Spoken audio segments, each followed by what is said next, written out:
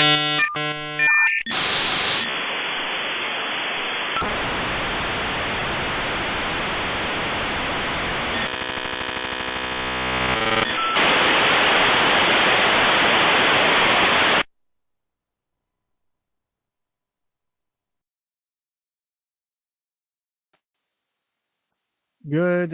afternoon, everyone. Welcome to the 48th episode.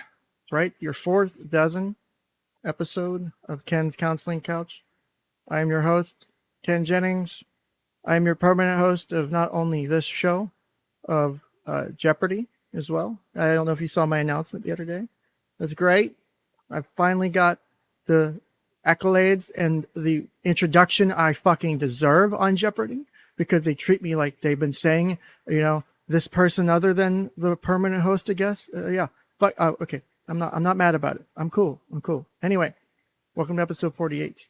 Today, we are going to flip a little bit from the frustration that was last week's show on 𝗬𝗬𝐶𝐿 and her counseling session with her therapist.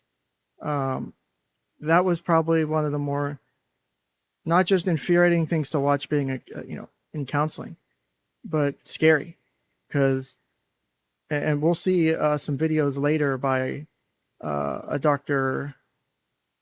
𝗞𝗖𝗖, who is the creator of one of the suicide assessment methods we're going to talk about. And he talks about a situation where, you could have a client walk out and do good. They go home, find out some bad news, and then they're done. And, because you got distracted or you diverted a little bit in counseling, you thought you had a good session, you go home, they go home, and the next day they're dead. That shit does happen. That's why things like that are important. It may seem like a joke in the moment, maybe, or, but I mean, I've done morbid jokes with clients. I've done morbid jokes with my own therapist. We still address it to make sure it's not a problem. So today we have a volunteer from the Discord who will be role-playing with us. And I've given her complete latitude on how to handle this role-play. I don't have she has no script to follow. There's no, so episode 48 and then part 1. So we're doing this part right now. So she has no script to follow. I'm going to read you exactly what I've given her as far as instructions go. Everything else is on her to do, because I don't want to know the answer going in. I never know the answer going into a session. I have ideas. I may be walking in the room, introductions, see how maybe they're doing. But outside of that, I really, sometimes it's a crapshoot. I have no idea what's going on. And sometimes it's scary. To be honest with you, there are days where I'm scared as shit when I enter a session. Or I'll enter a session and then just something will go, this seems off. And this is going to be one of those days. This is going to be a session that I'll remember the rest of my life. And hopefully for good reasons, right? I don't want that to be a bad reason thing. So let's do this. I'm trying to finish doing some of the prep work on the back end here. So let me do this. Like I said, I had to get some documents redacted to help protect the name of my organization and stuff like that, or at least help protect my identity a bit. So I'm putting all that together at the moment. Or I put most of that together and I'm just finalizing the last few things. So give me just a second here.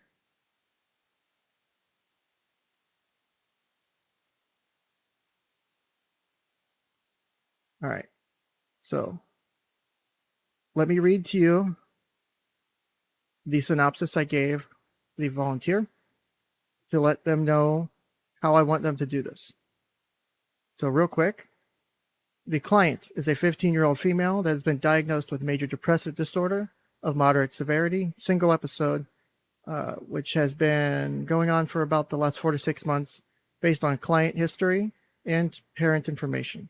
Client has reported previously to counselor, has reported previously and to this counselor a history of abuse from a family member, although CPS investigations prior to starting therapy with this counselor stated the allegations were not substantiated.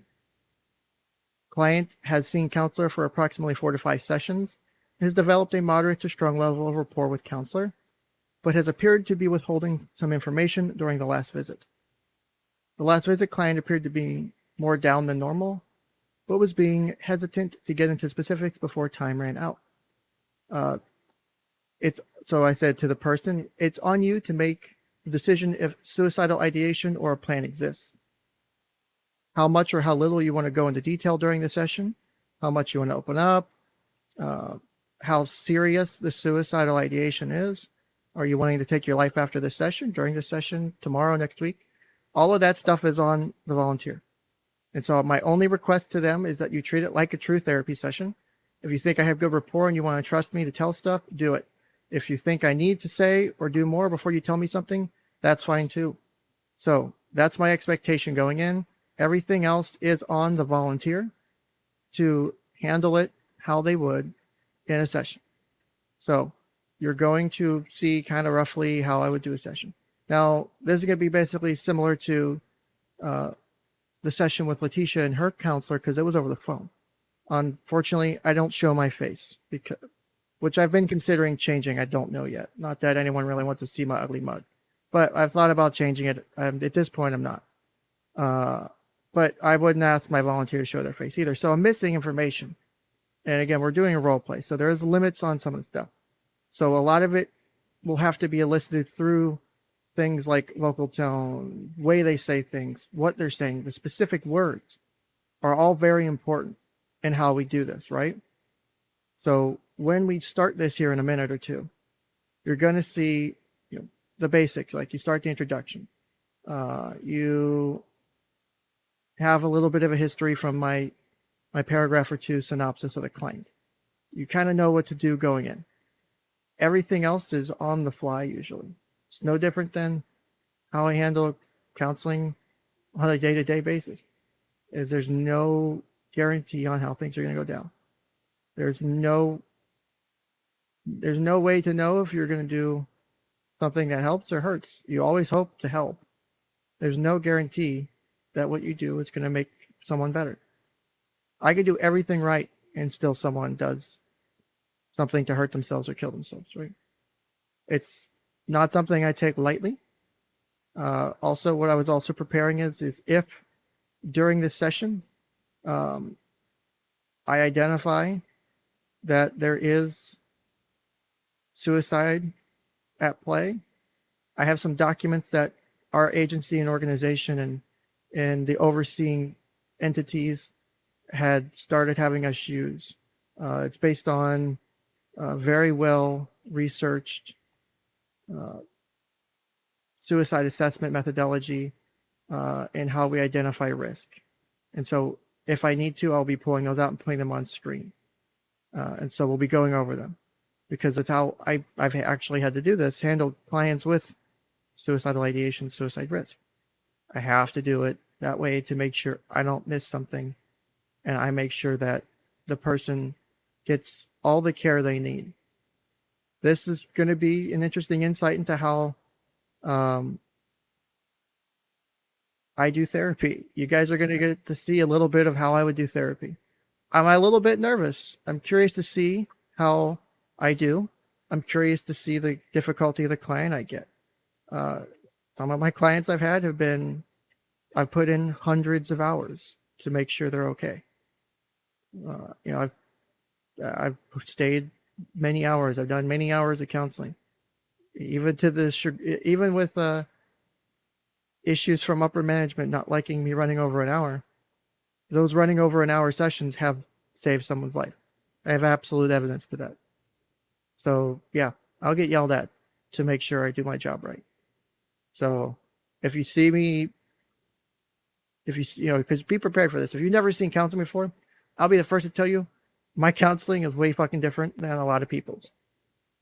I've been told by pretty much every kid I've worked with, every person I've worked with, I do counseling in a really different way, but it tends to work. So is this what you're going to get with every counselor? No. but every counselor is going to bring their skill set to the table. Like Tracy, Calming the Chaos. She has her skill set. She has the things she works really well in. She brings that to the table, and it makes her excellent at what she does. She's really good with the specialty she works with. She has her way of doing things. I have my way of doing things. The counselor down the block is going to have a different way of doing things.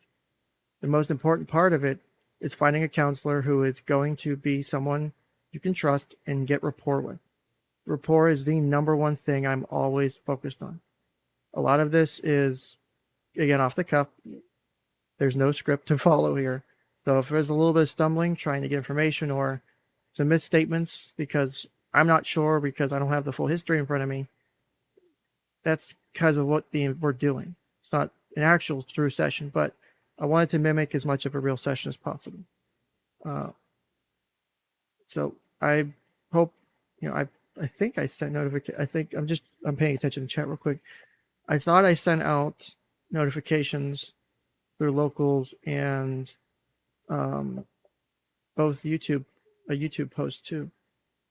So I'm hoping notifications went out. So we'll see. Also, I'm going to do this now and I'm probably going to fucking regret it. So my wife's going to kill me for this. Anyway, so currently, let me pull up. Nope, I did that wrong. Let me pull up my studio because I need to get the current subscriber number that you guys can't see. Anyway, so currently my channel sits at 1,810 subscribers. I would like to get to over 2,000 by the end of August. It's 200 people to join. It's a lot to ask. But if we can get to 2,000 subscribers on this channel, and let me also do this real quick. Where is, before we jump into this, I'm currently putting together the YouTube memberships thing, and I have a rough idea on how I want to do it.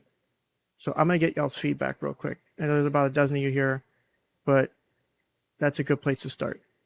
I have a rough idea how I want to do the memberships, and I'm also going to mimic locals memberships with a discount because locals doesn't take as much of a cut. So if you do the same level of membership on locals, you'll pay less to get the same exact thing. But right now, let me take a screenshot of this. So we'll do this real quick. It will segue real quick. Because I want to finish setting this up, and I would like to do this. I have one hesitation, and that's why I haven't clicked the button yet. And I'll describe that to you here in a second. Because I can set up to like 6 membership levels. And I want to... I'm going to start putting a lot more time into my channel and into my content. Because I've had to back off of work a bit because I've been working way too much. And it's impacted my health at home, and it's impacted my mental health a bit, and family stuff. There's also some family stuff going on right now, so I'm not working as much as I want to, or maybe need to, or would like to. So I'm gonna be home a lot because I've got a family situation going on that's going to require me to get things ready over the next few months to help a family member out and get them out of a potentially dangerous situation. So that requires me being home to get stuff in order. While I'm home, I'm still going to need to make up for some of the lost time. So I'm going to put more time into locals and into my community, into my content, to try and make up for that and give back to people who have been supporting me. I haven't forgotten you, trust me. I feel horrible every time I miss doing a local stream, or miss doing something, or miss doing shit. So we're going to do that. I really need to make that up. So real quick, before we jump into this, real quick, segue on.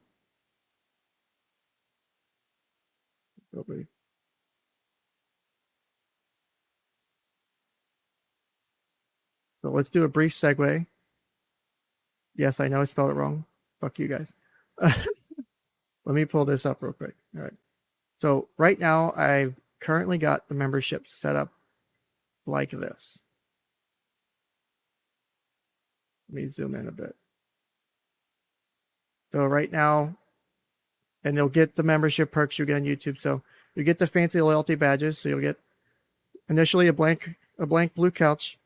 After your first month, you get a couch that says Ken on it, and then different color couches, and then there's going to be some emoji stuff. So the channel member level tier 0 is just a way to say thanks and fund the channel. Nothing really out of it but the emojis and loyalty badge. Tier 1 Jeopardy level is same stuff as the other one.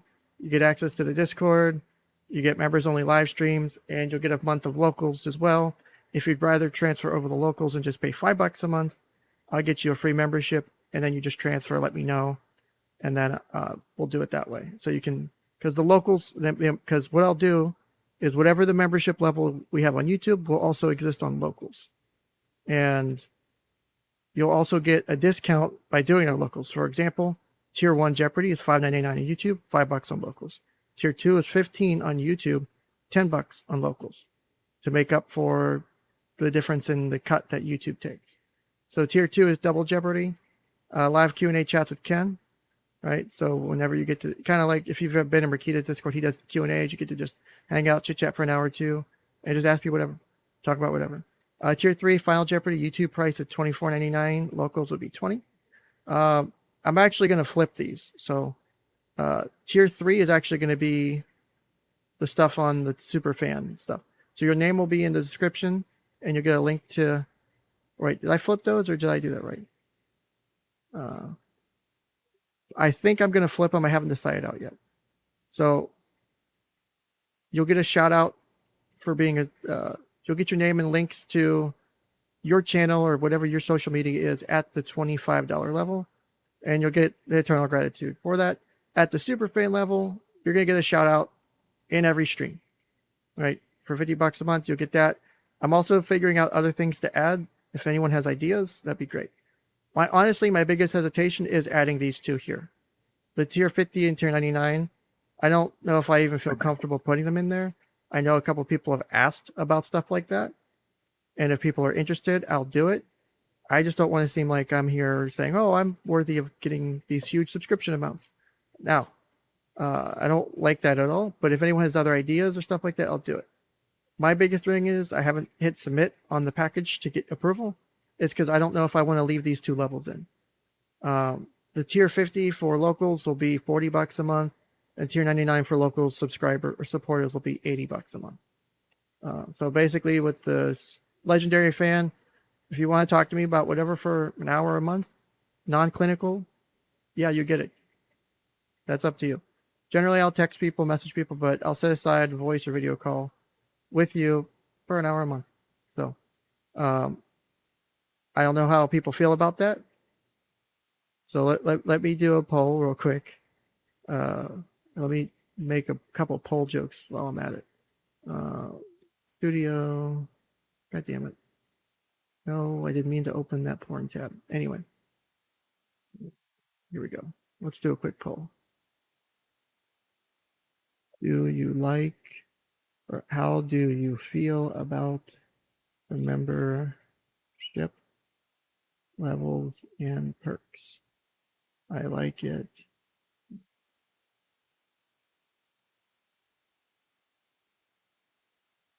So let me put these options in.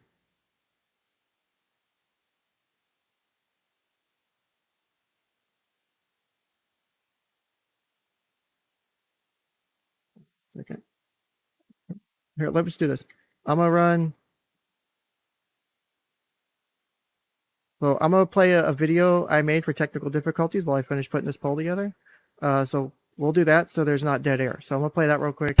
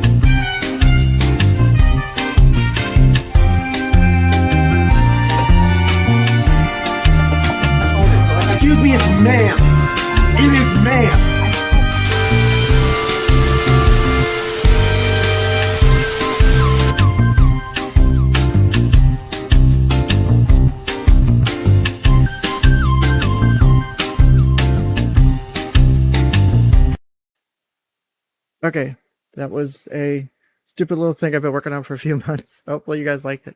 All right, so we got the poll up. I got 8 votes so far. We've got about 15 watching. So if anyone wants to add to that, real quick while I wait for a couple more people to add to that poll, we've got our first super chat of the day. Thank you, Chris Primer, for $5. Says, let's make this roleplay a murder suicide, kick it up a notch. Jokes aside, I do enjoy your streams when I catch them. Thank you. Like I said, my goal has been really trying to be consistent about doing Sundays every week. It's been hard. June was a very difficult month. I honestly did the math. I worked over 260 hours in June. I think it was more than that. That's just the number I remember doing the adding up to. That's like 65-hour work weeks. Let's just say my physical, mental, emotional, and home health were not the best for that month. It did save someone's life because someone who never should have been in our facility was put there, who was at too high of a risk for our facility. The care was needed. A couple other people needed other care too. And the hours were necessary. At least I feel they were. My bosses didn't. Obviously I'm salaried, so I make the same either way. Anyway, yeah, so I'm trying to not work as much, and I'm trying to do other things to branch out. Obviously, there's the grift, the YouTube stuff. I like the YouTube stuff. I would do the YouTube stuff all the time if I could. Like, and still be able to do what I do with clients on the side. Would love to do that, but I don't know if that's viable at the moment. I don't, the income isn't enough to make up for that. But if I could, I would. I love this. This is some of the most fun I can have. This is one of my coping mechanisms. When I have a stressful day, I'll do a stream because I love streaming. I love doing this kind of stuff. I love my profession. I love my background. And I love what I do. So I love sharing it with people primarily. A lot of people talk shit about therapy. They don't like therapy. They think it's an issue. They think psychology is a bad science. So I'll always push back on it. Like I was talking to someone in another Discord. I've been shit on like Twitter and Facebook and other places when I talk about things like which are obviously true because I know I've read it. I did human sexuality in both my undergrad and grad program. I'm very familiar with it. Like the ages, child will be able to experience physical stimulation and pleasure on their own when they reach orgasm. Like just child development, adolescent development. I'm very familiar with a lot of this stuff. And people should be like, oh no, there's no way that's true. I mean, I don't say it because I like it. I say it because it's what it is and it's how it works. And I like letting people know because I think people being more informed about stuff like that is helpful. Like I got into another brief segue before we start. I got into a conversation in another Discord a week or two ago, and with someone who was in my Discord that I respect very much, strongly disagreed with my take on something about how to handle something about child development and sexuality.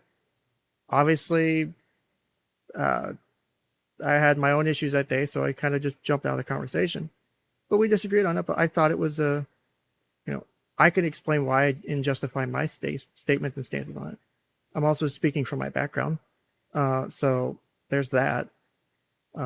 Speaking with my education, and not to appeal to authority, but there's a reason and why, there's a rhyme and reason why I do and say the things I do. So yeah. So I don't even know how to pronounce that. I don't know how to pronounce that name. But I'll go ahead and say, yeah, Drex has the issue with those in your field because of the shit they push. Yeah. The problem is, for example, if you've ever watched any of my shows, I lean a bit to the right, generally. Maybe more than a little bit. I've been criticized on multiple levels for being on the right side of things, especially in a field that leans very left. It's very progressive. And not that that's necessarily a bad thing as an overall. The field has done a lot to help save lives and do things and improve quality of life for people. I know there's a lot of, we'll use trans kids because it's probably one of the most controversial issues going on at this time.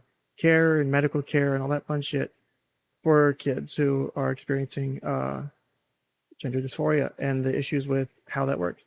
I know I know a lot of stats. Some of the stats that are shared are also wrong. I have my personal beliefs. I have my professional ways I deal with it. I've worked with kids who are trans. I do gender affirming care. But one of the things I will tell anyone who I have that has gender dysphoria is, one, you have to work on everything else too. Excuse me. You know, as someone with gender dysphoria themselves, you know, you can't just try and fix that and not work on the things like the depression, the anxiety, whatever other issues you may have going on. All that has to be dealt with too. And then I asked them, and I've said this to, I think the youngest client I had that was trans was 12. So I've said this to a 12-year-old.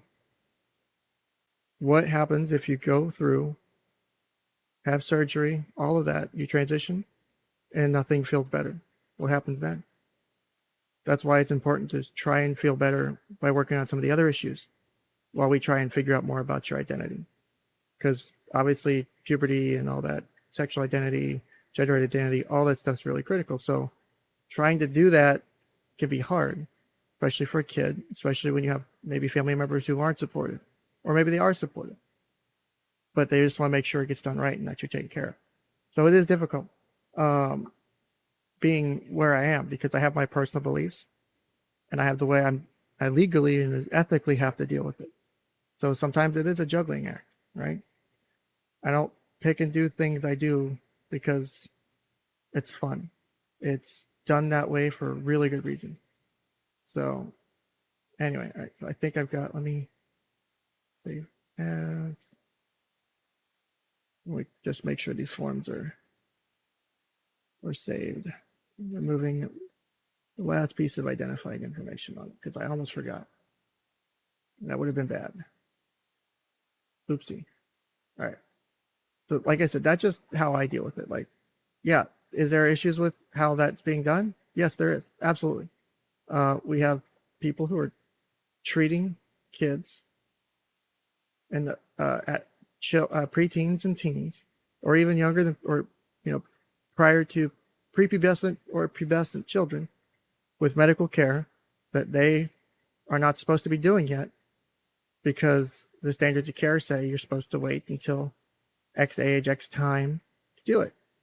That's not necessarily an issue with the fact that kids do experience dysphoria for their gender. They struggle with sexual identity. That doesn't mean that that stuff doesn't exist. It's how people are dealing with it and how they're, I think in an effort to try and help or maybe push their own beliefs, are doing it in a way that I think damages people. But that's a whole other day's discussion. Anyway, real quick, I think someone messaged me. And all right, so let's go ahead and let me grab a drink. I will bring our volunteer in, who I really appreciate their time and their effort they're putting into this. Please go. Oh, Calming the Chaos said, can't wait about the couch color tiers. I want the purple couch. You get the different color couches over time. So like you get the one color couch at, hold on, I can tell you exactly because I have it up. So you get the blank couch as a new member. After the first month, you get the green couch with Ken on it for the first month. Second month is the blue couch with Ken on it. The 6th month is the purple couch with Ken on it. And then at the 12th month, you get the orange couch with Ken on it. And at 24 months, you get the red couch with Ken on it. And I was going to probably do a different one. Yeah, I know. I love locals. That's why I'm doing the locals discount on the membership tiers. Also, let me end this poll so we can get started. So, yeah, I'm all over the place right now. So let's end the poll. And let's do this real quick. So, again, only 16 votes, so it's a little bit skewed. Someone, 56% said, I like it, started ASAP. Others said, I have other thoughts about it. 12% said, I do not like it. And 6% say, not enough perks for the price. Okay, that's fair feedback, and I will consider that. And I will, if you have feedback, post it in chat. I will try and read it after, or send me an email, or hit me up on Discord, and I will make sure to consider it, maybe add some stuff, because I'd like to really add some things if I can do it feasibly. My biggest thing is making sure I can follow through on it, because if I do this, it's going to be definitely adding time and effort to what I do. So All right, last. Who keeps fucking tagging me and shit? I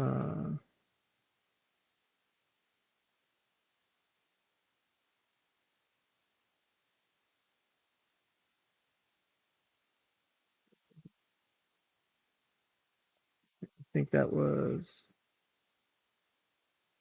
my notifications are really complex. My notifications and my messages are always fucked up. Like I never seem to get messages on Discord, or my notifications are always fucked up. All right, so no, this is not Tim. The volunteer is female. The client in question is female. So real quick, where's that stupid synopsis? So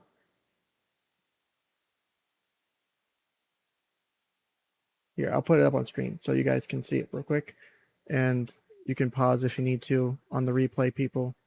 On replay, gang, you can pause and see if you'd like to read it more in depth, just as a primer. So view window, notepad, share.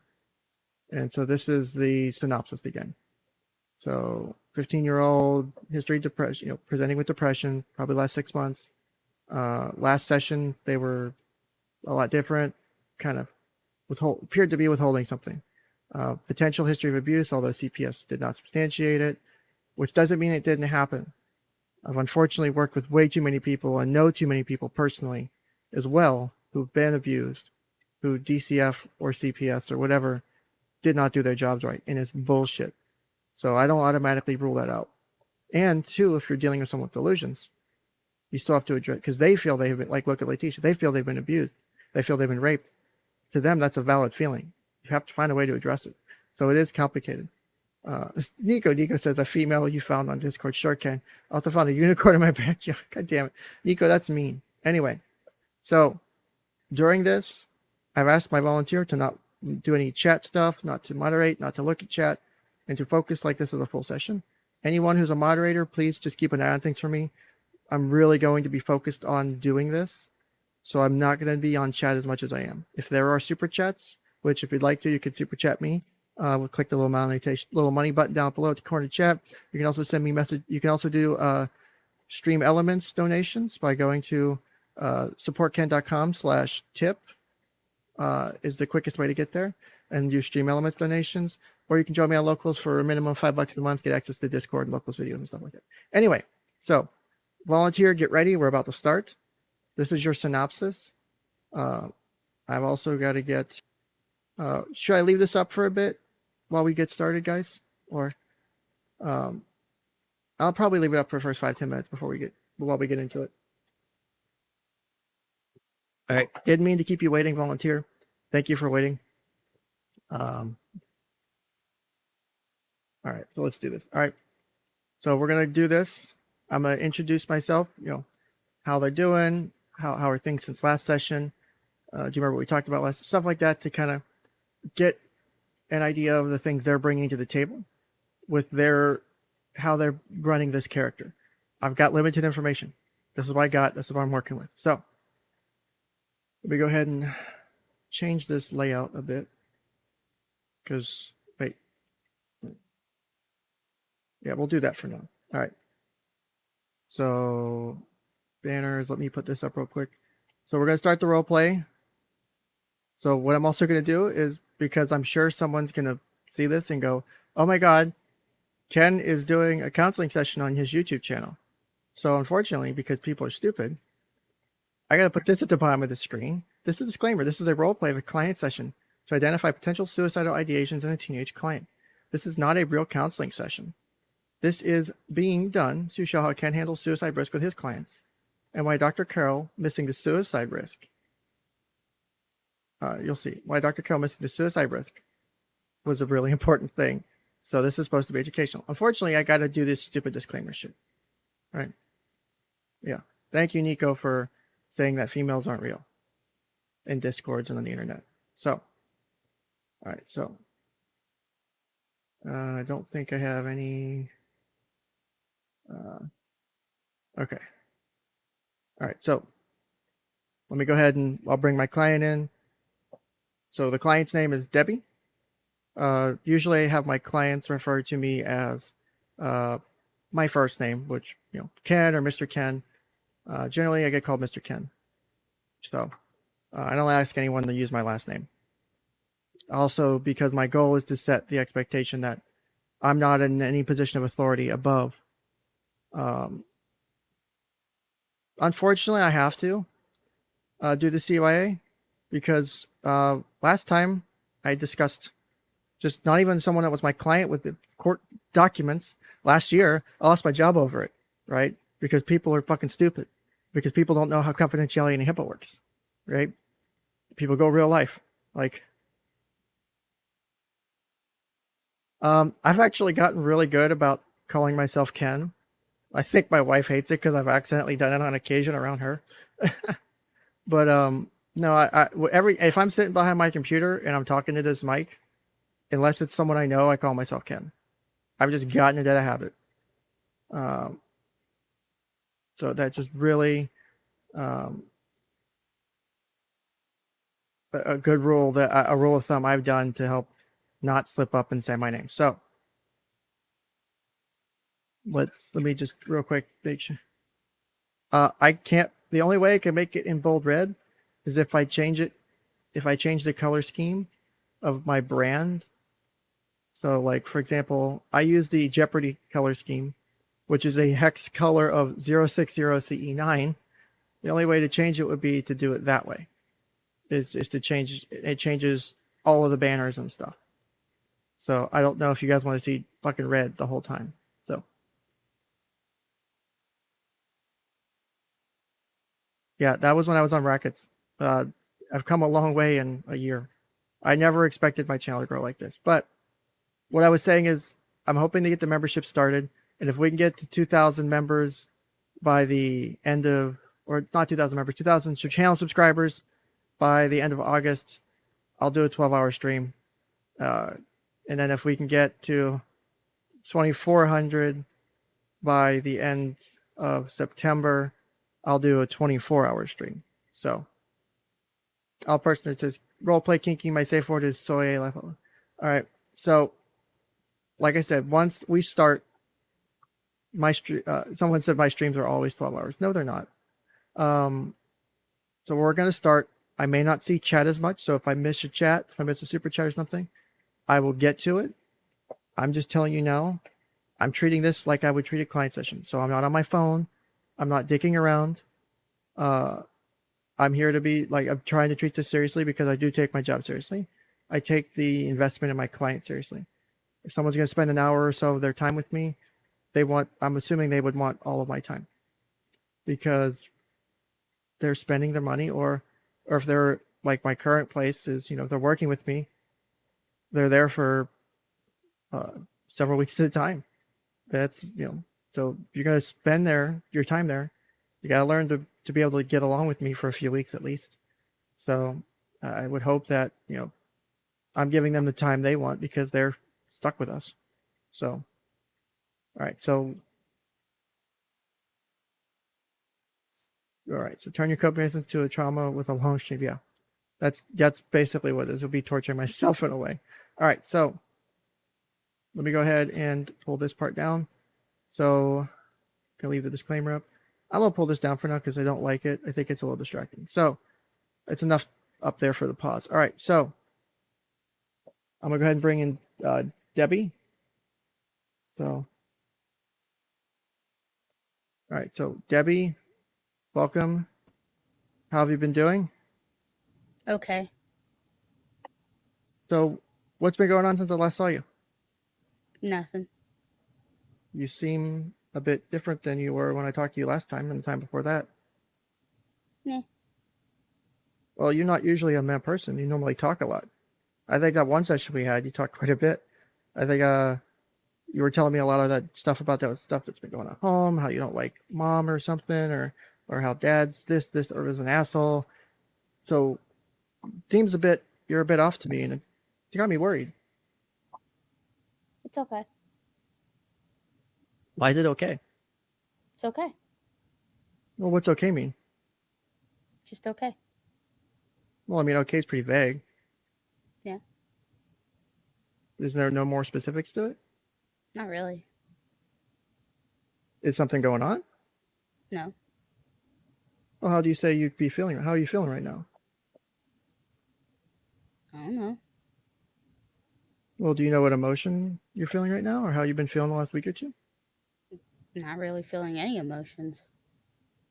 So if I had you look at this real quick, so I'll hand this to you real quick. Can you tell me which one of these you feel right now? Let me grab this out of my desk. So which one of these do you think you feel right now?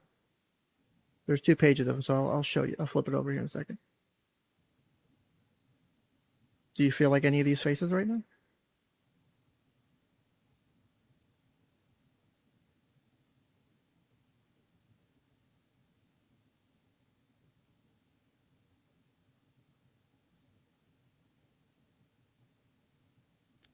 The What? apathetic one.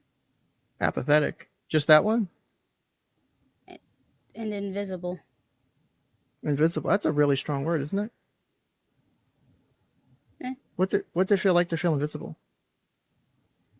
Nobody pays attention to me. Who doesn't pay attention to you? Nobody.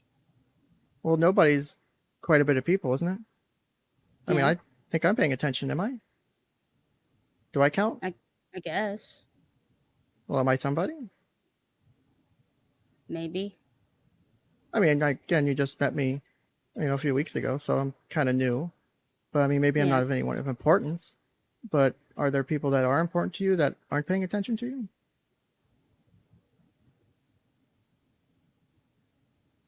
Like, who's not paying Everybody. attention? Everybody. Well, like everybody at school, everybody at home, Yeah. your friends. Like, who is everybody? I don't have friends. You don't have any friends? No. No one you talk to, send text messages, Instagram, whatever you kids do these days? No. Nothing like that? Mm-mm. So what do you do at school? Go to class. You talk to anybody? No. Do you just sit, no one tries to talk to you? They make fun of me. What do they say? I mean, that's not nice. Just call me stupid. I mean, do you think you're stupid? I don't know. I mean, do you get good grades? Sometimes. Well, what are your grades like right now? A's and B's. I mean, those are pretty good grades, I would think. I Mm. mean, definitely better than I was doing in high school. I know I did do the best, but that was a long time ago. It's mostly mean, B's. Was it usually A's before, or was it worse No. before? Or was it better before? About the same. So it hasn't really changed much. So you're still doing the same work you were doing? Yeah. Because I know you haven't been feeling the best the last like 6 months. So I don't you like kind of talk. school. Oh, I can feel with that one. Like, was it like you don't like doing the work? I don't like Like, the is it- people. People can be kind of mean. Yeah. It can make you feel that invisible thing, like you were saying. It's hard Yeah. to make friends, and sometimes people do and say things that really hit you at your core. That just extremely horrible things sometimes. Yeah. What's the worst thing someone's ever said to you? If you don't mind saying it. If you feel more comfortable, you can write it down. I can give you a pen and paper, and you can write it down, and I'll read it if you don't feel comfortable saying it.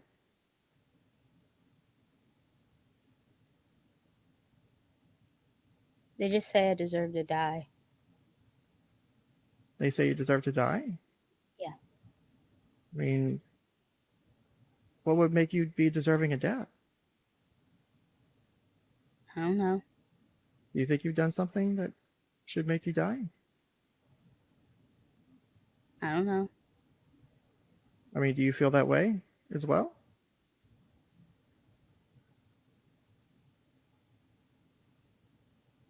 Sometimes Right. I wonder what it feels like if I wouldn't wake up, but I don't know. So what it feels like if you wouldn't wake up? So Yeah. just going to sleep and never waking back up? Yeah. Do you think about that a lot? Sometimes. When's the first time you've ever thought about that? I don't know. Was it this just today is the first time you thought about it? Started last week? Started last month? Is something new? No. How long has it been going on? I don't remember. Has it felt like that for a long time? Yeah. Say, have you felt invincible and apathetic like the whole time, or have you felt other things during this time period as well? I mean, sometimes it's okay. Well, what makes it okay? When I'm alone. So when you don't have to be around anyone, like close yourself up in your room or go take a long walk by yourself, kind of thing? Yeah. Say, do those things help make you feel better? Sometimes. Say, what do you do whenever you're alone? Isn't that kind of boring? I I would think draw you or I read. do you like certain types of books, or do you like drawing certain types of things? I like landscapes. I'm drawing kitties. I've got an Right. orange kitty. I draw him a lot. Do you show your pictures to anybody? No. Why not? I bet they're pretty. Nobody thinks they're good. Well, I'll tell you what. Why don't you next session bring one of those in for me? Because I have a book of things that I have of clients. They'll draw stuff for me, and I can put it in my book if you want to give one to me. I always like getting stuff like that. So if you want to give one to me, I'd love to have it for my book. I'd I'll definitely think like to see about it. it. Hey, it's up to you. But you were talking to me a bit about feeling what it would like to not wake up. And have you had other thoughts like that as well? Sometimes. What kind of thoughts? Like, would it hurt if you were driving in a car, like down the interstate, and you just like veered into the oncoming traffic? Would that hurt? I guess it Like, what would that depends. be like? I mean, I like I told you when we first met, I used to be a firefighter. I used to do that for a while. I was an EMT. I've seen people in car accidents. Sometimes people die quickly. Sometimes people survive, and they have bad injuries. They may not walk again. They may, lose an arm or lose a limb, or it can be pretty bad. So I mean, it's not necessarily a guarantee that you would die quickly. Is that something you've thought about a lot too? Just sometimes. So let me ask you some more questions on some of this stuff, because it's kind of concerning. I mean, do you think it's makes sense for me to be a bit worried? I don't know. I mean, if I was, someone you knew and talked to and told you that stuff, how would you feel about that? Like if I told you I'd kind of thought about dying or doing things that maybe might end my life, of not being wanting you to be here anymore. I don't know. I mean, do you think those are things that are big deals? Not being here anymore? Don't you think maybe someone would miss you? People might be upset that you're gone. Would you be upset?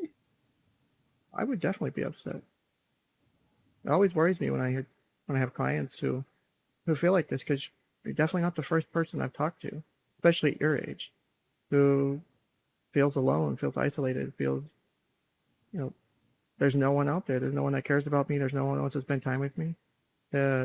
You'd be surprised how common it is, unfortunately. It's really sad. And I think, at least I try to, and I hope that, having worked with me just a few times so far, that you kind of trust me like I tell you at the beginning. I hope you trust me. I hope you'll talk to me and be honest with me, because I'm here to help. I really do care about what I do. I don't come and do this because I like the money. I do and come do this because I like the people.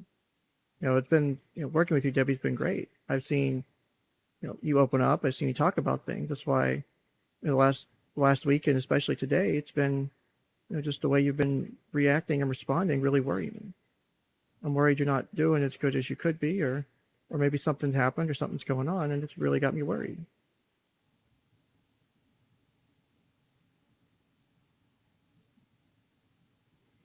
Is there something going on I should be worried about?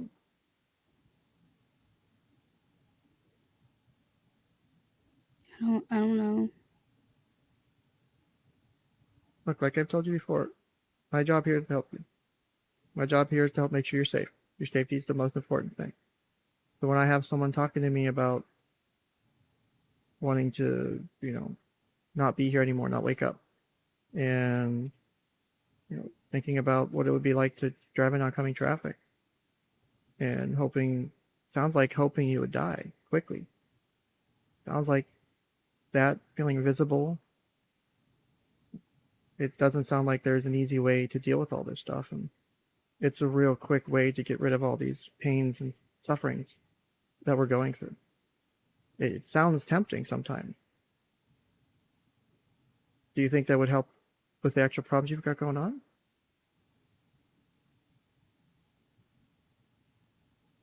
I don't know. Well, do you think anyone... I mean, I know you think that no one cares about you and that people don't love you. Do you think your mom or your dad would miss you or would be upset if you tried to do something like that? Maybe. Have you tried talking to them about it? No, I don't think they'd understand. Why wouldn't they? I don't know. They don't get a lot of stuff. Well, have you tried telling them and they just don't understand, or they don't listen, or what's sent it me like? to you. Do you think it's a punishment? Sort of. Well, how's it a punishment? Like, I feel like they're mad at me. So they think they're mad at you, so they sent you to me? Yeah. I mean, I know it can be boring sometimes, but I hope that this doesn't feel like a punishment being here. Like I said, the first couple sessions we've had, you were really open a bit. You did talk quite a bit. I would hope that, maybe even though it felt like a punishment, you were still trying to be engaged. Do you feel like you have to talk here, or do you choose to talk here?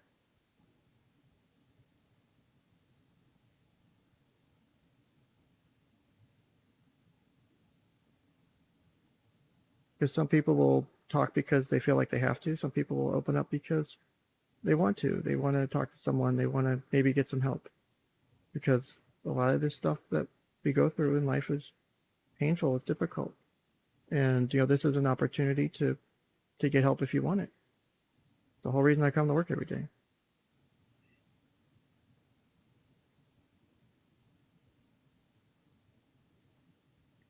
Has any of this been helpful to you so far?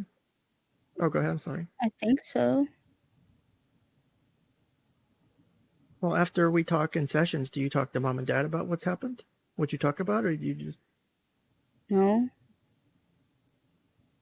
Have you tried to, or do you just, feel comfortable?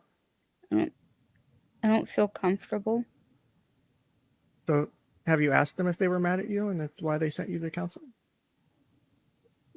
No.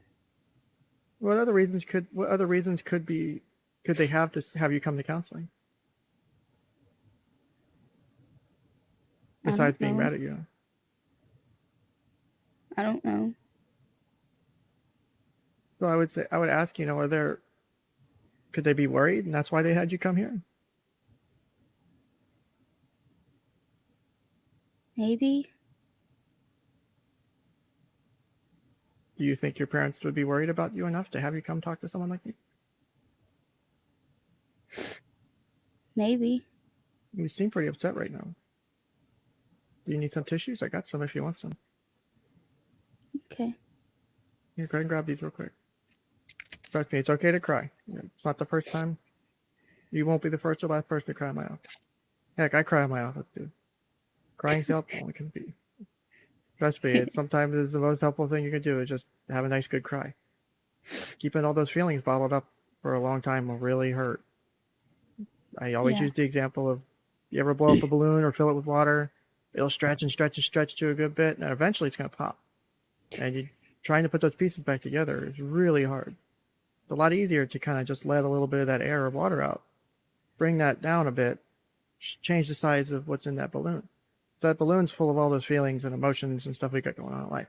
And if we wait till it pops, it's a lot harder to pick those pieces up. I've yet to see someone really sew a balloon back together. I'm sure someone's tried, but it's a lot harder to do. It's where, if we can let a little bit out here and there or find ways to deal with those feelings, it's a good way to get that to not feel as overwhelming. To maybe hopefully not feel invisible or feel like there's nothing and there's no one. To maybe realize there are people that do care. There are people that are important to us. Do you feel as though you're important to anybody in your life? I never really thought about it. I mean, do you think your mom thinks you're important? Are you important to your mom? Maybe. What about your dad? Maybe. So why just maybe? Why not, absolutely my parents love and care about me? I don't know. Well, do they do things that make you feel loved and supported?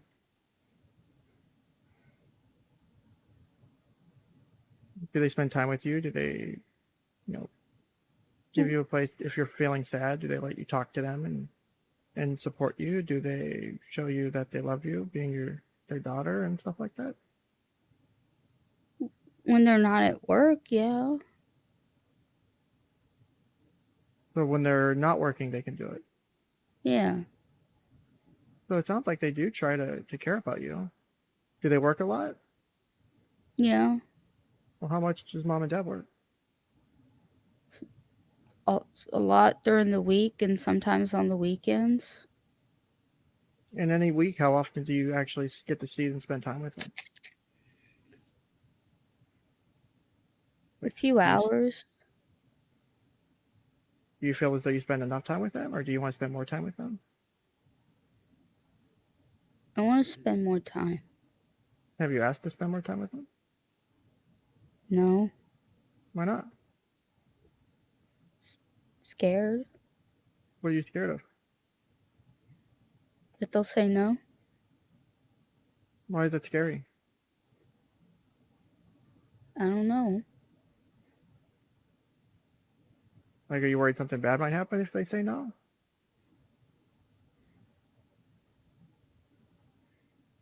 Kinda.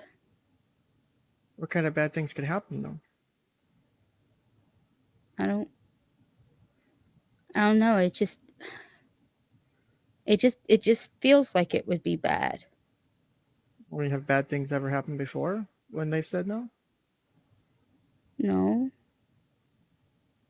So I mean, you're just kind of sounds like you're worried it might happen, but you're not sure it's happened, and you don't think it's actually happened before. So do you feel nervous to try and talk to them about stuff? Yeah. So do you ever end up talking to them, or do you just worry the whole time about talking to them, or maybe something else? I worry. You worry a lot? Yeah. Hey, what do you worry about though?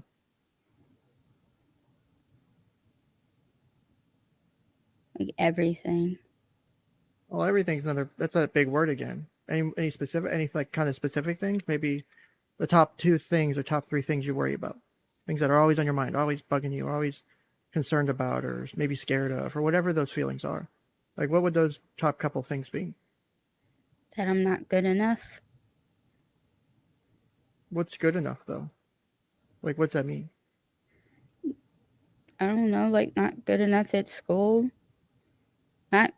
Not good enough in behavior. Well, I mean, do you misbehave at home, or do your parents think you misbehave? I don't think I misbehave. So, do they think you misbehave though? Have they said anything about it? Well, sometimes I get yelled at when I haven't done something they've asked me to do.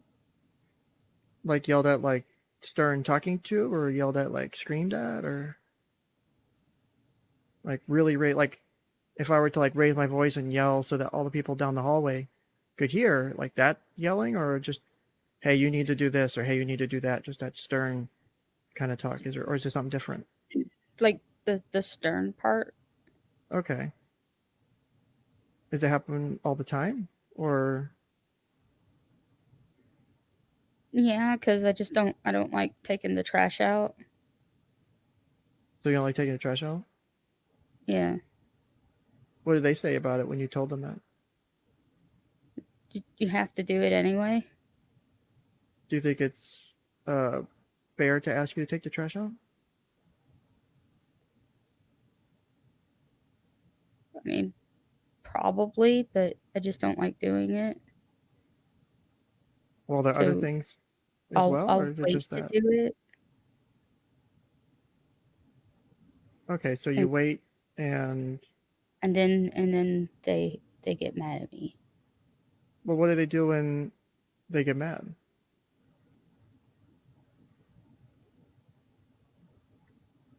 Tell me to go to my room. Is that all? Is there other things they do? There's consequences? No, that's usually it. Do they do anything that is like a negative consequence that you don't think is right, or you don't think is how it's supposed to be done?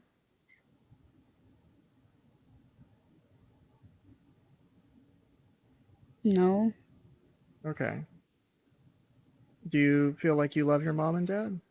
Or one of them specifically, or both of them? Yeah. Do you care about them? Yeah. They, because it sounds like there's a lot going on, and one of the things I'm definitely hearing, and like I think we kind of talked about before, is it sounds like we're missing the ability to communicate with one another.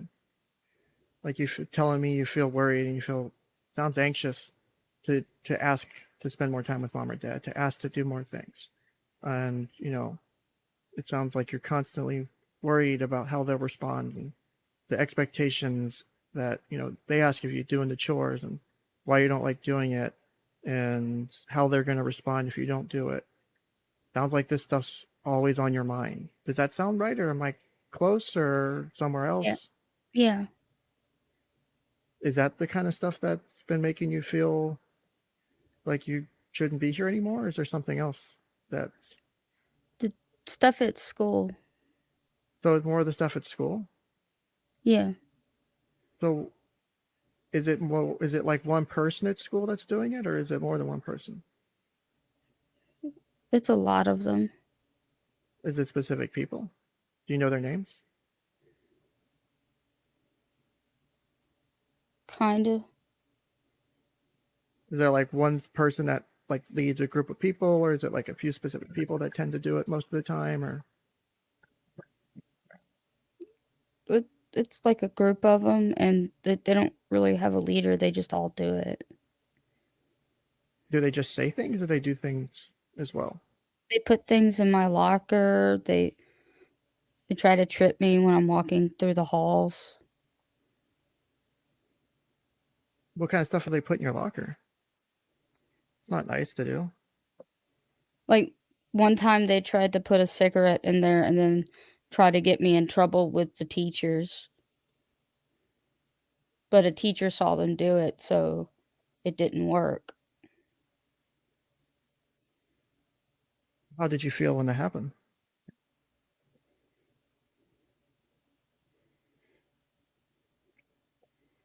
Like everybody was out to get me. Would they be out to get you because of something you've done, or is it just they don't like you, or do you feel like they shouldn't like you, or is there some other feelings going on? Like, They don't like me. do you like you? Sometimes. Well, what do you like about yourself? I'm good at video games. Oh yeah, I love video games. Very much helpful to help me de-stress. But what else do you like about yourself? You can walk in the woods without making a sound. That's impressive. I can barely walk to my car sometimes because I stumble over my 2 feet. What you said, they say things a lot to you. I know they do some stuff. Are there certain things they say that really make you feel bad?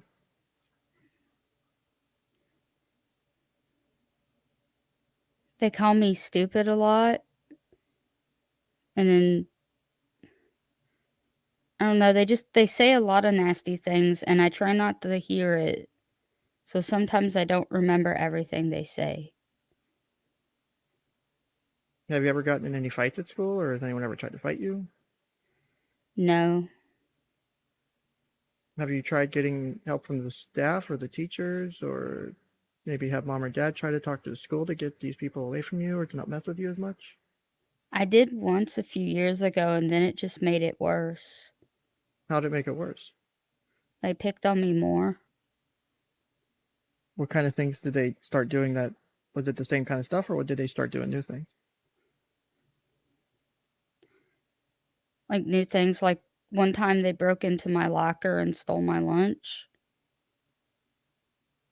That's kind So of I went mean. hungry that day. Did you tell your parents about it? I had to. They took the lunchbox. How did mom and dad react? They weren't happy but they couldn't get a new lunchbox right away, so I just had to take a regular sack or something. Was it just like a cheap lunchbox from Walmart, or was there something special about it, or was it expensive or something? No, it was a cheap lunchbox from Walmart. Okay. I know It some had a people have to collect. dinosaur on it. Okay. I wasn't sure if it was maybe like a fancy one or something special for you, because I would really No. suck to have them take it and not The give it back. janitor found it the next day in the boys' bathroom. Oof. Did you get it back, or was it like broken or something? I got it back, but they had, like, I think tried to flush it down the toilet or something. Yeah, that's about what I'd expect to hear from people doing those kind of things. Have you tried to say anything to get them to stop, or have you done anything to try and get them to maybe ease up a bit? Or I tried to avoid them. does it work? No. We're in the same classes. Could you transfer classes maybe? No, it's a small school. No, that sucks. Especially when you need some of the classes that help when you maybe need those things and you can't go to another class, and you definitely feel stuck. Yeah. I could see where feeling invisible could come from. Trying to get help from mom or the school, and just there's really nothing they're doing, or it doesn't feel like they're doing anything. Say, I could see where it would feel really lonely, and it could really hurt. Say, Yeah. I've had kids I've worked with now and I've worked with before who've had stuff like that, and they try to do things to help make themselves feel better, and sometimes they do things that are not the healthiest things to do. They'll do things that really hurt themselves. I know some kids have cut themselves. Some kids have started doing things that are maybe risky or dangerous, try and feel different feelings. And some people feel kind of maybe the way you felt about wanting to not be here anymore. The people have done things to try and not be here anymore. It's kind of a lot to have on your plate, especially at your age. Yeah. Like I said, I know you said earlier you feel like these are kind of almost a punishment having to come here. But I'm hoping that by having this opportunity, you can, like, because I can give you all the different options to try and get help. But it's up to you to try and get them. And you have talked a lot more since the session started than I know you were last session. So I'm hoping that you trusting me, you feel comfortable with me. I tell everyone, I share a little bit about myself because I think you want to know who you're talking to. Just like, who the hell's this guy? Why should I talk to him? Is the way I look at it. Yeah. Like, why should I talk to this guy? Who the fuck is he? Pardon my language. Who is this guy? Why should I talk to him? And it's important to me that you feel comfortable in these sessions. That whether you feel like you're supposed to be here, or whether you want to be here, or even if you don't want to be here in this room and talking to me, that you try to make the best of it. But there are some things going on that do worry me, and it especially worries me with those kind of thoughts you're having, especially with some of the things you tell me about the stuff at school being a real big focus of it. Do you feel like the stuff at school is ever going to end? When I leave that place. What's that place? That school. Well, how long until you leave that school? 4 years. You think you can do 4 years of all that? I don't know. I can try. Well, what happens if it becomes too much?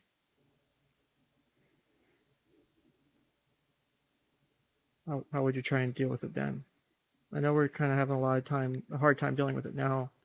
How would we deal with it if it became worse? I don't know. What else is there to do? I mean, you said you've had those thoughts about driving into oncoming traffic. Is that something you could do? Or would do? I don't know. Because I also feel too scared to try stuff like that. I mean, what other things could you try?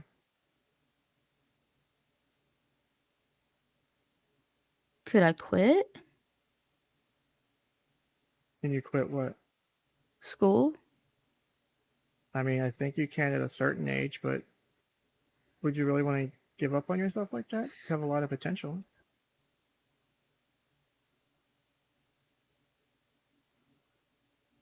But if I didn't have to go back to that place anymore. I mean, could we find better ways to deal with it that don't involve leaving school? So Like what? let's say for an example, say there's no way for you to drop out of school and you have to do the next 4 years in that school. You think you can make it to the 4 years? If it stays the same or maybe gets worse?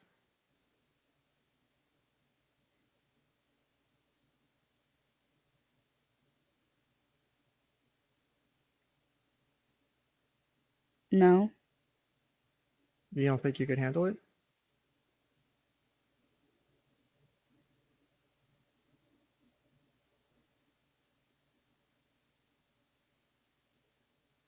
So it might be too much. Is that what I'm understanding? Not right now. I think But right now, I don't. go ahead. I don't know. It doesn't feel like I could. I mean, would you? I mean, do like right now? You said you felt kind of for a while that you that uh, you kind of wish you could go to bed and not wake up. Have you done anything to maybe make that happen? No. Have you ever thought about how you could make that happen? Ask God. What's that? Just ask God. What? Ask God to make you never wake up again? Yeah. Was there other things you could do? I don't know. I mean, good.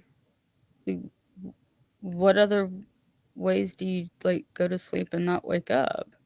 I mean, there's a lot of ways. It just depends on how you do it. I mean, there's definitely a lot of ways you could do it, but is it really the way to make this stop? No. I mean, some people feel it is, but you don't feel like that? Or I do think you? they'll just make fun of me more. If you try to do that, Yeah. why would they make fun of you more? Because they'll use it as another excuse to make fun of me. I mean, they could make fun of you more for it.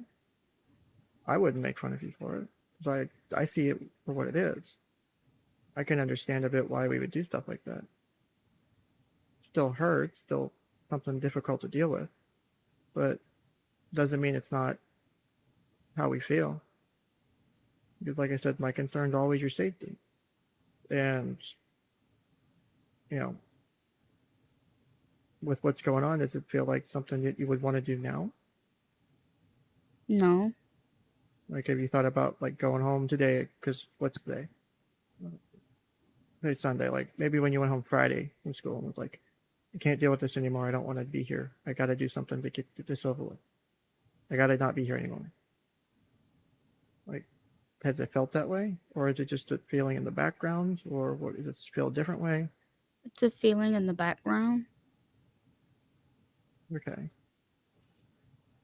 How, on a 10 scale, 0 being not there at all, 10 being there all the time, how often would you say it's there in the background?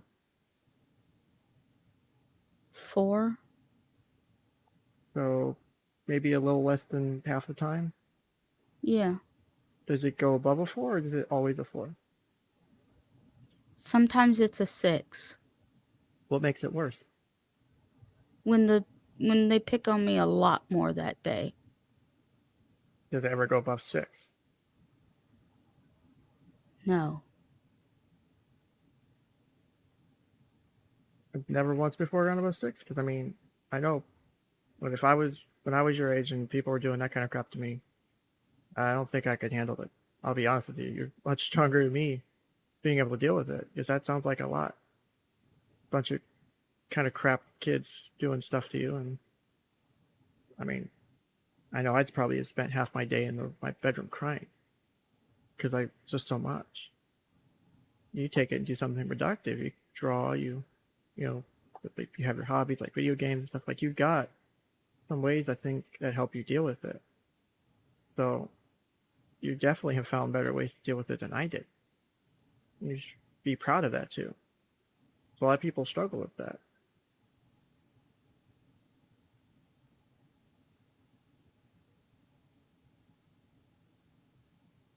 So one of the things I think we could do maybe next week, we still got some time left, but maybe next week I would like to, if you're open to it, it's up to you. Because again, yeah, you're here, your parents are bringing you here, but you're in charge in kind of a way, right? You get to dictate and say and do what we talk about.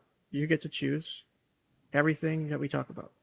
I can't make you talk about anything you don't want to talk about. It's a very powerful position to be in, being the client, being able to choose and say what we want to choose and say. I would like to be able to see if maybe we can have mom and dad come in for part of the session next week. You open to that maybe? Yeah. So what I'd like to do is we'll have mom and dad come in. I said what we'll do is you and I will probably talk for a minute before. That'll be first part of the session. We'll talk for a bit. We'll kind of rehash kind of what we're going to talk about now, and then we'll bring mom and dad and I'll set the expectations. Basically, when I do family therapy, no one is in any position of power over no one. Mom and dad are, yeah, they're your parents, but they're not going to get to dictate anything in the session. And if they try to take control of the session, try and, do anything, say anything, and the same rules apply to you too. If you try to take a position of authority over another person, I shut that down real quick. I don't put up with that kind of crap in family therapy. Because the whole purpose is to have everyone in the same room, talk and communicate, and really get those feelings out. Do you think you could get some of those feelings out to mom and dad next week that we've talked about try. Today? Well, you can definitely try. That's good. Even if you don't, if you try and don't, was it a success or a failure?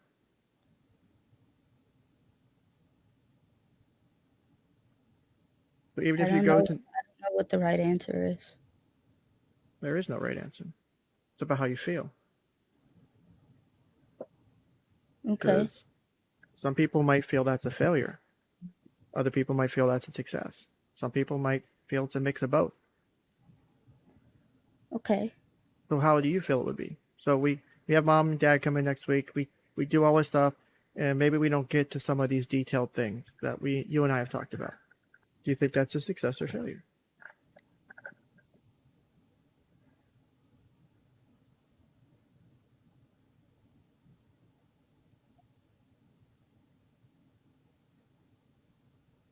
maybe we can wait and see. Okay. So the way I look at it is, even if we do all that and you don't bring up some of the stuff you talked to me about, I see that as a success. Because last week, would you have felt comfortable doing a session with mom and dad? No. Exactly, right? So since last week versus this week, we've had a big change in wanting to talk with mom and dad and get them maybe a little bit more in the loop about what's going on. So I think that's a success on its own.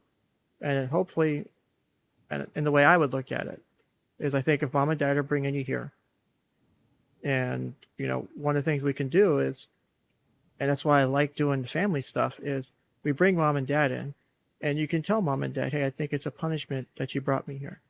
You know, I told you I was feeling this way, and you made me come see Mr. Ken. And I feel that was a punishment. Or however specifically you feel about that. And it gives you a chance to tell them exactly how you feel. You don't have to worry about them getting upset or them getting mad. I've yet to have a family session where a parent gets mad. They may be emotive. They may have a lot of feelings going on, but they're never mad at their kid. Most parents that come through my door, even though the relationships aren't always the best between the kids and the parents, they're usually trying to do the right thing to get help, to make sure their kids are okay at the end of the day. So I'm hoping they'll listen, and they'll maybe give you a better understanding of why they had you come see me. And then maybe they'll change how you feel about this being a punishment. But that's a good place I think we could start next week.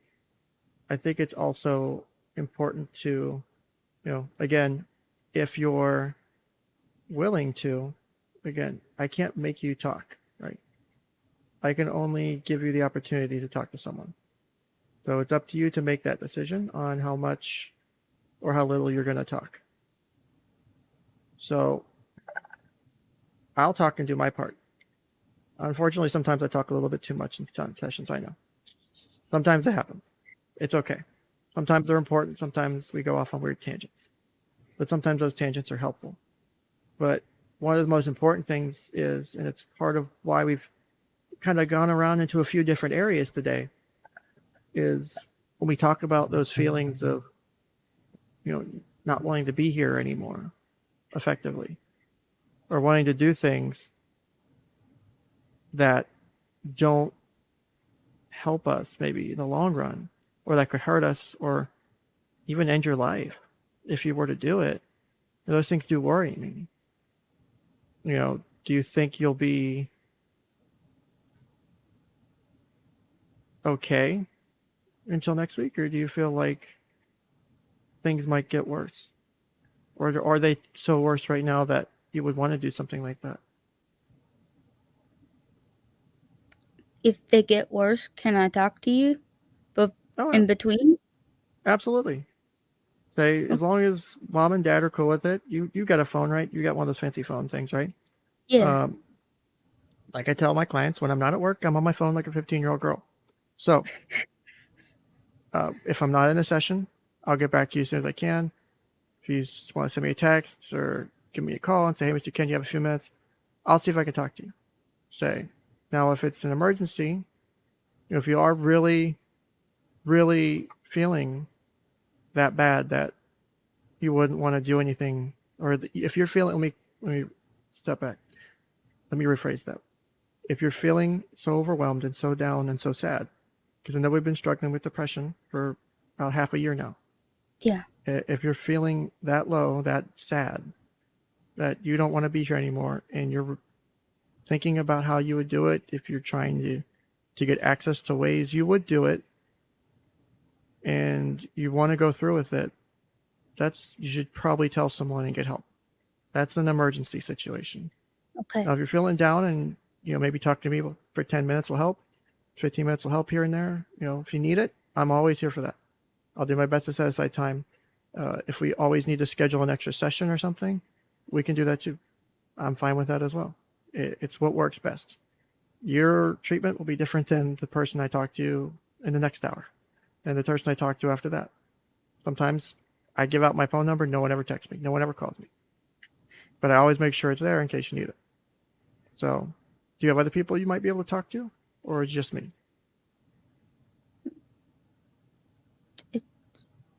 I could talk to my mom. Maybe. Well, why just maybe?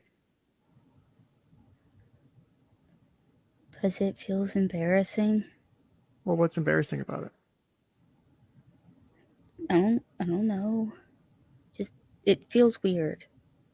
So what, talk to mom? Yeah. Or the feelings themselves, or what? The feelings. They are weird feelings. Definitely feel that way. Especially if you're feeling them a lot or never felt them before, or being a teenager. There's a bunch of feelings. There's too many feelings. Yeah. Sometimes it's too much to process. But you also have to remember mom and dad were also teenagers at one point too. Even though I don't remember how old your parents are, but even though they're their age. I'm pretty sure they were born as middle-aged. No, I promise you they were teenagers at one point too. Even if their teenage years were perfect, they've seen people who had times that weren't the best as teenagers. I've had yet to talk to someone who didn't know someone during their teenage years who went through some kind of bad stuff. You would not be the first person. You will not be the last person. It's unfortunately very common. The most important thing is to open up those communications and find a way to become comfortable talking to mom or dad. Opening up. It's not, you don't have to feel embarrassed to share those things. To say, I don't feel that, I feel sad, I feel bad, I feel this, I feel that, I feel alone, I feel invisible. And parents aren't always the best at dealing with it. Some of that's doing sessions with me, mom, and dad. I've done those before too, where we focus on how we deal with those kind of conversations, which if they're open to doing, because sometimes parents will maybe shut down the way we feel and maybe not recognize that we do feel this way, even if they don't want us to feel that way. So hopefully they'll listen. At least they try sometimes. And, give mom a chance is what I would say. And okay. Try, you can always call me. If it's an emergency, call 911. But give mom a chance, see if she'll listen. And then assuming mom and dad are fine with you calling or texting me, you can reach out to me. Say, because my goal is hopefully that you don't ever have to see me again. Whether you like being here or not, hopefully you never have to see me again. That's the goal. That I give you all the tools you need, and you pick them up, put them in your toolbox, and you use them, and you feel better at the end of the day at some point. My biggest concern is going to be your safety. So do you feel though there's anything that would make you want to do something right now or between now and next week to hurt yourself, or maybe hurt yourself or end your life? No, I feel a little better now. You feel better now, but what happens, because today's Sunday, or it's Sunday, so what happens tomorrow you go to school? You're still going to, and maybe the kids mess with you again, you're still going to feel that way tomorrow? Or are you going to feel like you did coming in here today?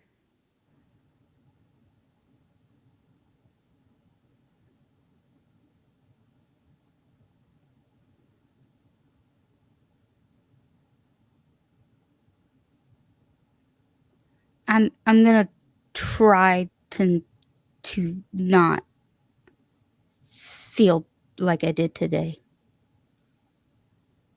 So what would you try to do to not feel that way?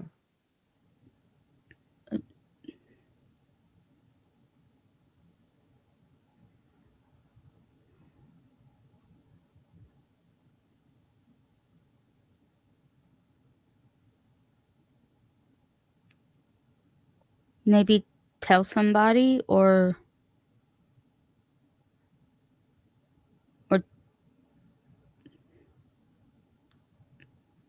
just try to leave the situation. Those are good ways to do stuff. Those are very helpful. What if you can't get out of the situation? Stuck in class, teacher won't let you leave. What then? But they're still making fun of you even the teacher's not seeing it. Now what?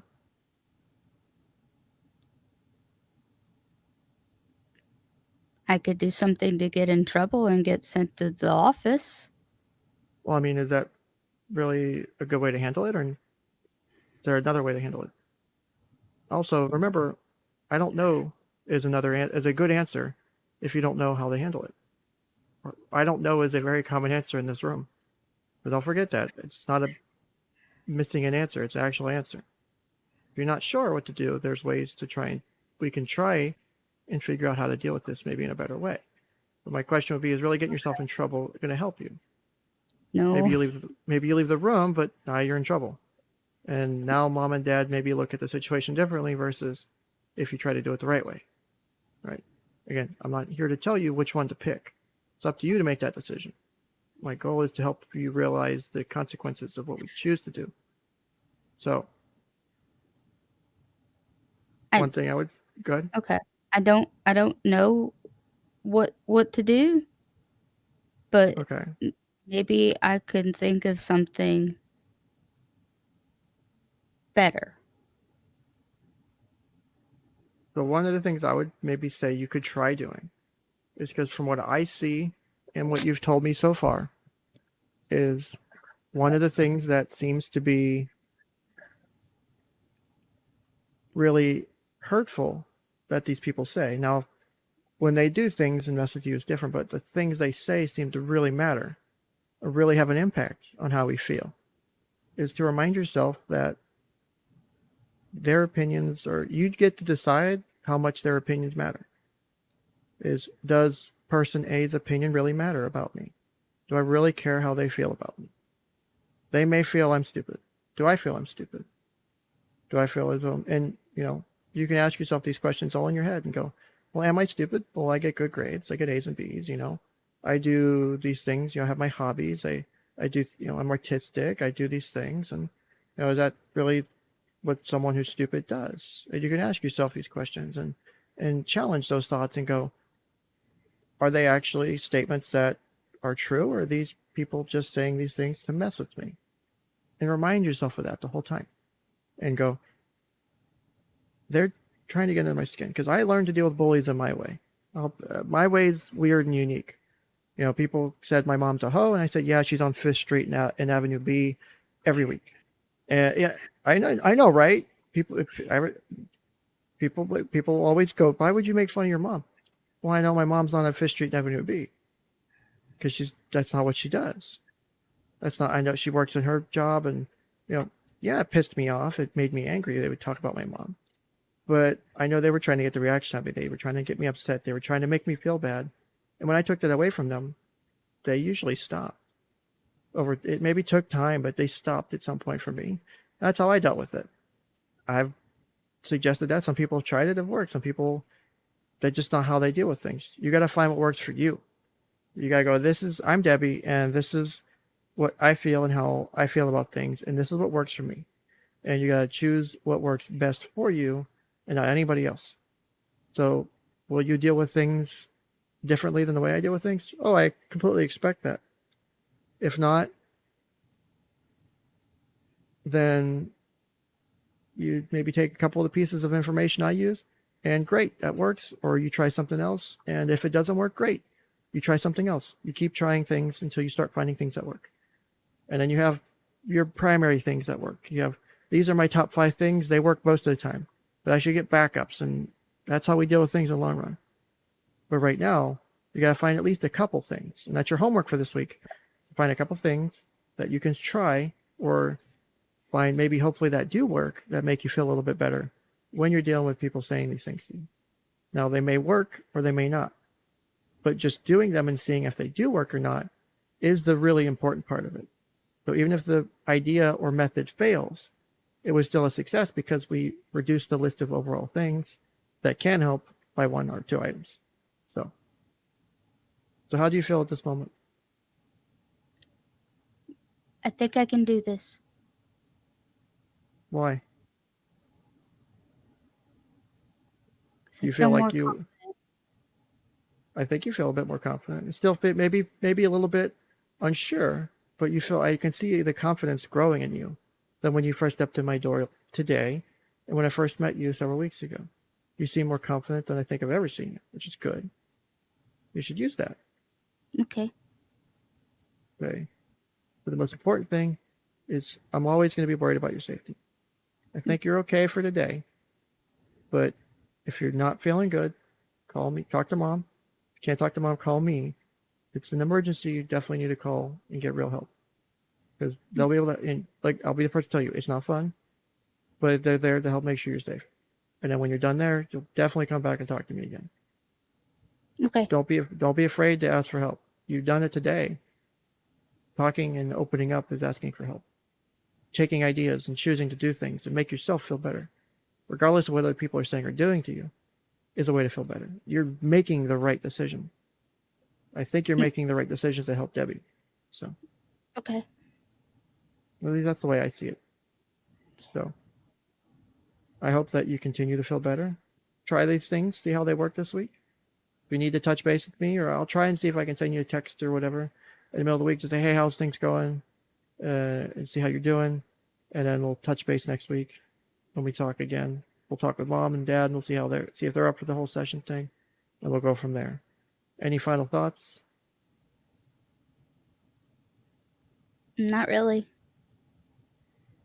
Well, I'm glad that you, even though this may feel like a punishment, I'm glad you're using it to your advantage. Sometimes people don't.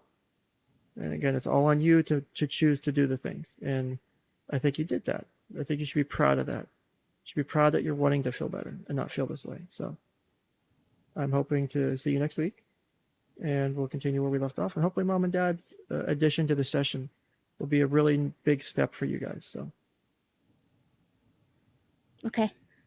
Perfect. Well, I'll go ahead and let you go. And like I said, assuming mom and dad have no issue, they have my phone number. They can give it to you. And then we'll touch base. I'll try to text you Wednesday and see how school was. And we'll go from there. So other than that, take care and enjoy the rest of your Sunday. Thank you. No problem. Have a great day. Too. Bye. All right. So roleplay is over.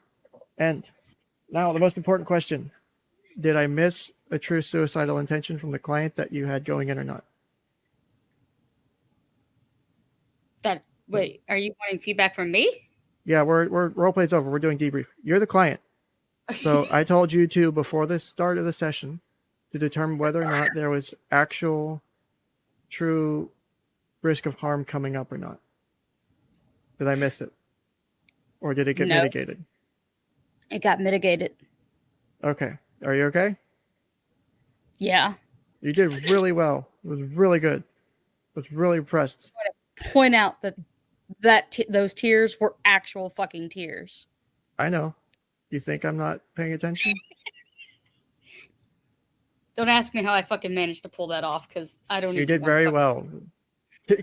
Tracy said, I think we should compare Ken to Dr. Carol now. Yeah, I think I did what I normally do. I don't know if that's great or not, but I think we should give Debbie here it was really awesome, really well done roleplay. I could not have asked for. There were a few maybe stutter steps on a few things, but other than that, I felt like I was doing a session. No shit, like that felt real. I felt like a real session. So you did very good. Some real shit in there. I know you did. Trust me, I'm very aware. I pay a lot of attention, just like, so I was trying to pay attention to the chat too. So one of the things, where'd it go? I should have bookmarked it. I think I told you about the car story, like in one of our Discord chats where we had like group chats going on or whatever. I don't know if I told you. I'm pretty sure I told somebody. It was probably mentioned. Yeah, the car thing was like a legit thing. The car thing? Yeah. I don't know if I remember all the details. Okay. So like the way that happened is this was like about 2013, I want to say, and I had just failed my Microsoft certification test for like the fourth time. No, wait, it wasn't the fourth time. It was for the third time. And I was so fucking upset because I'm like, I'm going to lose my goddamn job over this, because the job was requiring these certifications for me to be able to keep the job. Yeah. Spoiler alert, I finally got the fucking certification and kept the job. But I was driving back, and I was literally driving on the interstate. And it was one of those ones that didn't actually have a median. Like it just had like the lines or whatever, and we basically knew you weren't supposed to cross or whatever. Like it had the grassy part, I think. But I was thinking about like, because I was upset with myself because I had just failed. My sister was living with me. She was working a shit job, and my fucking nephew was like 2 years old. Right? And I'm driving back from this fucking testing place, fucking bawling my eyes out because I fucked it up. And I'm just thoughts running through my head. What if I just veered into the lane right next to me? Because I'm on a 4-lane highway. Yeah. Like, if I just veered into the other lane, is it actually going to hurt? Am I going to die instantly? Or am I going to survive and be in like a fuck ton of pain and just fuck myself over more? Yeah, that's actually so you would not be the last person to feel that way. And I'm gonna pull it up real quick. It sort of relates to this phenomenon. I don't remember the French. I can't say the French part of it, but there is a phenomenon called the call to the void, where if you're like on a high place, where like you're up on top of like a bridge or something, like what if I just jumped off? Like there is this psychological thing where we will have that. Now yours sounded more attached to, as we break down that, that sounds more attached to the anxiety, the negative feelings associated with not passing a test, the concerns of, for example, involve thoughts or urges to jerk the steering wheel to oncoming traffic while driving. So yeah, that is something that does happen. It's not always, just to clarify, it's not always a suicidal ideation thing, but it also depends on the context. So like, if I'm just driving, like I've done it before, just driving out of nowhere, just stop, what if I drive in oncoming traffic? Or what if I went off this bridge? What would happen? Like it happens. It's about recognizing whether or not it's a suicide ideation thing or not. Whether it's this is how I would actually act out on my feelings and impulses for when I'm feeling down and depressed. So that was a good example because it's both a phenomenon that people do, but it's also something that people will do when they're feeling suicidal. So what I did, and I'll be the first to say, did I follow a suicide assessment method to the protocol? No, because I was trying to, one, build some more rapport, working with a teenager. Two, lay a foundation of information and understanding of this is what you're going through. Are you okay? Oh yeah, I had to go go get my meds quick. Yeah. So yeah, the imminent threat to self. So what I was, because I was seeing the lead up into some of these thoughts and statements, the imminence part was missing that I could see. And I had touched on it more than once. And that's like with the video we watched last week with the session with Dr. Carroll. Now, he isn't going to watch the videos on his own without them being brought to his attention, which you shouldn't really do. He still would, the way I would have done it would be no different than the way I did this year. Well, you thought about drinking Drano. Well, why would you do that? Why would that be a way to deal with it? Is that really the best way to deal with it? Well, I mean, like I said, I was an EMT firefighter. I've seen car accidents. I can tell you some people die quickly. Some people die horrible, painful deaths. And why did I say that? Because it's the truth. And because, yes, I'm working with a 15-year-old, but I'll be the first person to tell you, and all the time I've been criticized. I've been criticized about this statement since I was a teenager myself, and said about my now step half brother, or no, step sibling. I said to my stepmom, I said, if you continue to, overcrowd him and helicopter parent him, he's going to push himself farther away as he gets older, and he's going to do these things. He is smarter than you're giving him credit for. Kids are smarter and more intelligent than most people give them credit for. Yeah. And so when I tell a 15-year-old, you could die a horrible death doing that. And here's some of the horrible, and I didn't do it here, but I could have brought up some horrible shit I've seen as a firefighter as an example of, hey, this is a way that it could happen. There's no guarantee. It lets you question It helps make you question whether or not that's actually okay. And then it could do a few things, right? So it could go, well, maybe I really don't want to die because I don't want to risk it being painful, and maybe I should get a little bit of help. Or B, it could bring out like, well, and it could come up through the conversation as, well, no, that maybe was a dumb idea, but I could do this. This would be a lot quicker, and I have the things in my room at home to do it. So it'd be a lot quicker to just do that. And an utterance like that, getting that to come up because of the change in trend, that could come up, and that's really helpful. That identifies a potential immediate risk, and then we deal with that as we come along. So I flirted around doing some of this, and I didn't need the forms I prepared.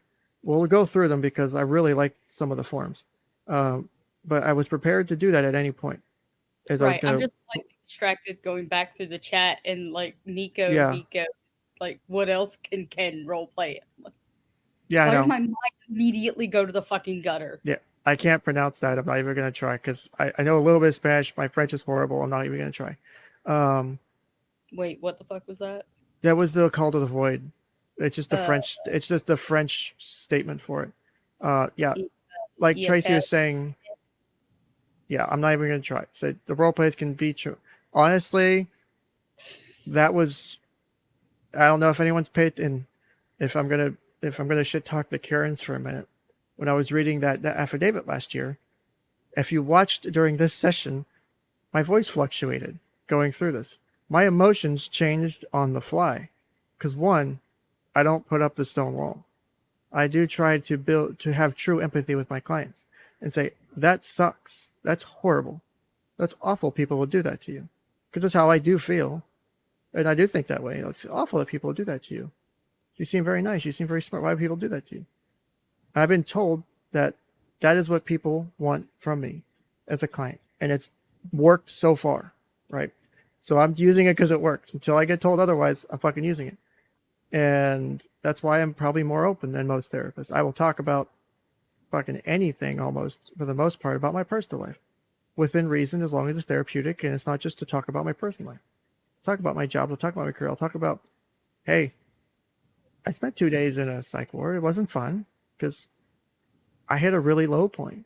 I brought that up for the first time in June to a client because a client was so close to the edge of killing themselves. I felt it was something I could do to make an impact. Was it risky? A little bit, but no different than what I did today. A lot of this was on the fly. One, because it was a role play and there was no script. And two, because I was trying to take the information I had with the client's presentation and find what's going to work, find my best way to get that rapport, the best way to get the information I need, because you were closed off at first. You would not talk to me. Yeah. As you could tell, there are ways I do things to get people to talk to me. Stupid as it is, I'll tell jokes. I'll make fun of myself because it breaks the session. An actual fucking laugh. Yeah, it was. Those were done on purpose. You would be how fucking fun it is sometimes. I'll be in a dead serious session, like my client who was on the edge, suicidal kind of shit, right?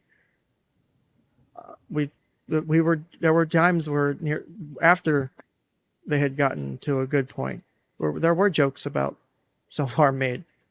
Were they probably the right thing to do? Did it help them feel better? Yeah. Was there negative consequences from it? No. Okay. It's not how maybe other people do it, but they made the statement. I verified, made sure they were okay. I knew pretty confident they were okay. But helped them feel better. Helped them realize the seriousness of the situation. It helped them understand and process. That's why, like I said, I don't know any of the people in chat who've been in counseling or not. The way I do counseling, I'm sure, is different. I know, Twisted, have you ever been in counseling before or not? Yeah. I saw like counseling or therapy? Both. Yes. I had to go see the school counselor a few times.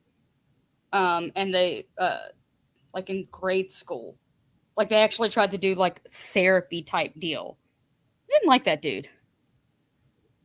So how do you feel I related to the 15-year-old client? Do you feel as though I had the rapport with the client or not? A hell of a lot more than than any of the therapists or counselors I had as a kid. What was different? Basically just treating me like a person. Did you not feel treated as a person by other counselors or therapists? No, not as a kid. They literally just treated you like a kid. So what did I do that wasn't treating you like a kid? You talked to me in a normal fucking voice and didn't talk down to me. And didn't act like I didn't understand fucking big words or whatever. Now, I didn't have to do it here, but I've had to do it before, where I will say a big word, and sometimes I'll talk in abstract thinking, and I've legitimately done this with like a 9 or 10-year-old. I'll start talking abstract psychology shit, and I'll be like, let me. I'm not saying this to talk down to you, but let me explain what this means, because sometimes my brain gets ahead of me. So this is what this is, and this is how this works. And they may have understood it, and they're like, "No, I know." I'm like, "Oh, okay. I'm just making sure, because I don't know, because some people don't." And so I'll. It is like so weird, like how much you'll understand at any given age. Like when my sister and I, like when my nephew was born, we had decided like we would take the same approach as my parents and not baby talk him, because we wanted him to have an actual proper grammar and speak correctly. You know, when he did start speaking, he was a little delayed, but probably due to more to his stubbornness than anything. So this kid understands words that are seemingly beyond his age. Yeah. Because, well, I have a rather large vocabulary that is more than just fuck shit and all that other good stuff. Yeah. So one of the things I talked about this a bit during the Sophie stuff is the stages of cognitive development. Because that was one, to touch back on that. One of the reasons I feel, and ironically, I took a screenshot of this last night because I was flipping through one of my cognitive psychology books from my undergrad. And where'd it go here? Oh, let me find it. And I was reading the part on, what was it? It was a part on eyewitness testimony in children kind of stuff. And it was about younger kids. And the section I'm quoting from this book is, for example, children make more errors when interviewers ask questions in a highly emotional tone or when the interviewer uses complex language. In addition, children are extremely reluctant to say, "I don't know," when an adult asks a question. And then here's the part I think I was going to highlight. Furthermore, children are likely to change their statements if someone cross-examines them, and this tendency is stronger among 5 and 6-year-olds than among 9 and 10-year-olds. Younger children are more likely to change their statement when cross-examined or when challenged on their thoughts versus like a 9 or 10-year-old. And to me, at the time, Sophie was like 9 and presented with a higher level of cognitive functioning, I think she would be more reluctant to, change her views or to, like I said, I had a lot of reasons to justify that, for example, right? That was one thing I did because I think I accidentally caused somebody to have a PTSD episode. Yeah. If there's someone in chat, I'm very sorry if that was a bit overwhelming. I know that was a lot, but like I said, I wanted it to be as real as it could be. And if it makes you feel better, I kind of did too, hence why I had an actual crying session. Trust me, there was a couple of times where my own emotions were coming to play. My voice fluctuated a lot because some of this was really like, for those who wonder what my day is like, that's kind of an example of what my day is like sometimes, is it can be really up and down. And sometimes all within 10 minutes. Like you can go from someone talking about no longer wanting to be here to having a moment where you can connect and laugh and joke and shit all in 10 minutes. It's a really weird thing to do sometimes because some people might look at it and go, you're not taking their shit seriously. I'm like, no, I'm giving them something to not feel horrible about for a minute, where they can make fun of me, where they can make fun of me and it's okay. Like for example, with a few clients a couple months ago, I was begging them. I'm like, look, I'm giving you a free pass right now. No punishment, no consequences, nothing. Like, I want you to come up with the best insult you can of me. The most horrible thing you can, I want you to say it to me. I asked every kid I worked with that day to do it. And I could not get a single kid to say anything negative about me. I fucking begged them. I begged them. I'm like, I want you to make fun of me in the most horrible and awful way possible, because I was going to turn it around and show them how I would, like, as a teaching tool. And like, I could not get anyone to insult me, which was frustrating. Like, I was like really pissed. I was pissed. I'm like, would just someone fucking make fun of me? And I'm like, I like, you can use curse words, you can call me anything. Like, legitimately, I want the hardest. There was a reason for it, but it was interesting when no one would do it. And I have my ideas as to why. I still don't know if I'm right. But, and don't get me wrong, some of those people I didn't have great rapport with, but they still refused to do it. So I just thought it was funny. But I will break the tension in a room sometimes when necessary, because breaking the tension, for example, here with Debbie, got Debbie to open up a bit. Got her to, oh yeah, take away that, because again, I'm not terribly, like, I'm not like that old. I'm also not young. And so I'm still relatable enough to kids where it works really well being a kids counselor. And I love that, because like the joke of I'm on my phone like a 15-year-old girl when I'm not working. One, it's true. Two, it's funny. I tell that to parents and shit too all the time, and they'll laugh. Like, that's hilarious. I'm like on my phone, and but when I'm needed, I'm working. Like, I'll flip my phone and shit over when I'm working. Like,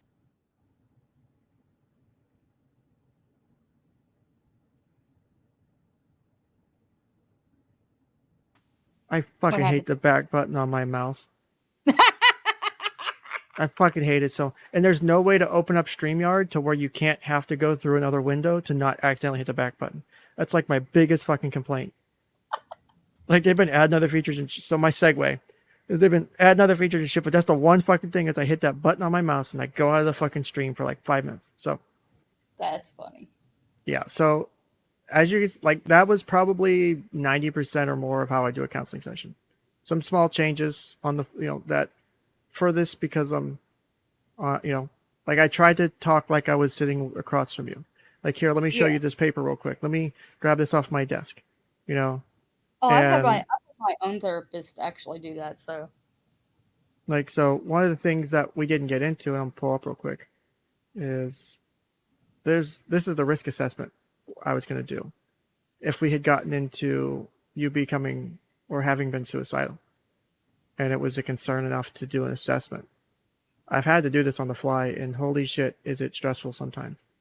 So this is how our overwhelming organization and the people who set up the standards for at the state level want us to do it. And so this is based on, this is part of how they do it. So the goal of the risk assessment is to, and I did this as part of our conversation without doing the form, to determine whether or not I felt you would be safe to go home today, to be able to go back to mom and dad. One of the things is I did unofficial safety planning. What are you going to do if you don't feel good? Talk to mom. I can call you, Mr. Ken. Like, I put things in place that you could do to help you feel better. I gave you tools. You chose to try them, or we're going to try them and see if they'll work to do things. So you weren't at the point where I thought you needed an immediate, like a Baker Act or a 5150.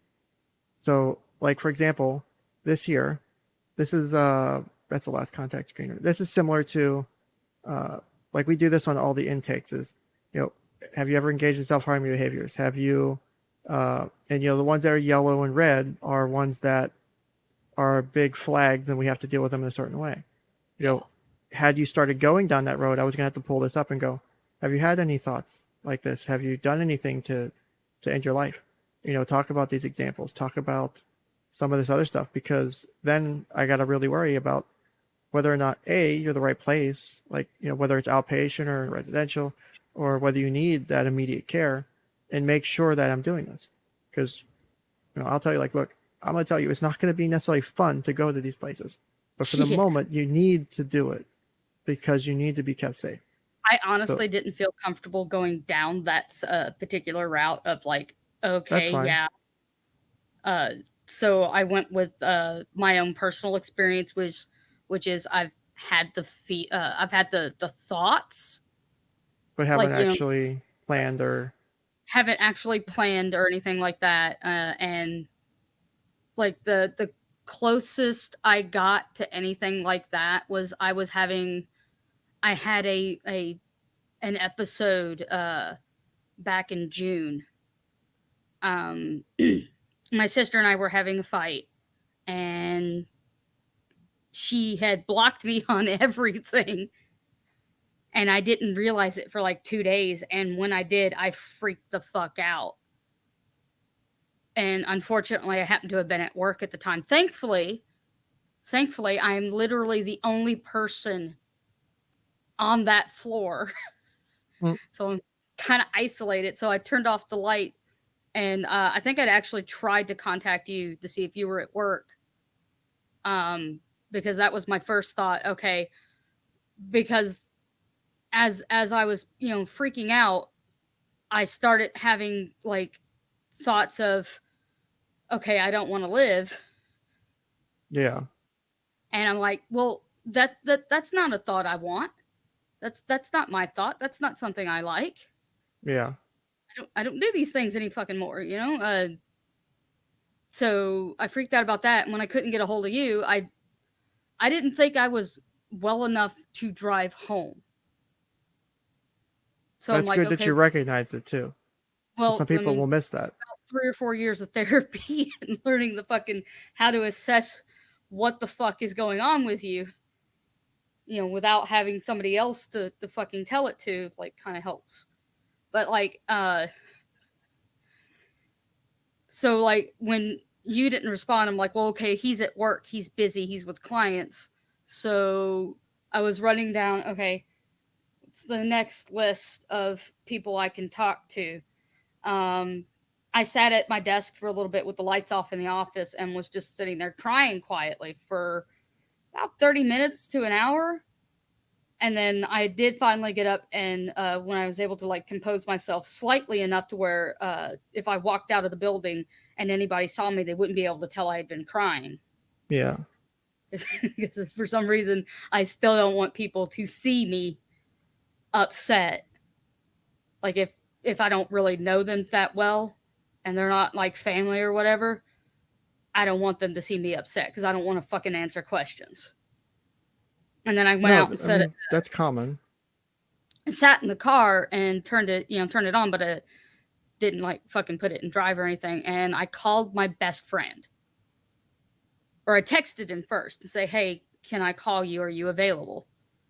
And he's like, yeah. So I call him up, and we talked for about 20 to 30 minutes and talked about stupid shit. And I told him, the reason why, and he helped me calm the fuck down and to where I was able to actually drive home. One of the things I tell kids and adults alike is, and I didn't do it in this one because I didn't want to start hitting on some of the isolation and no friends thing. So I used the things that were usually available because there was apparently a good relationship with mom and dad, and you were willing to try and work on it. So instead of saying, what I normally say of, hey, you should try and find at least one person that, you can call, text, hey, I need to talk, it's serious. And they'll drop everything for you.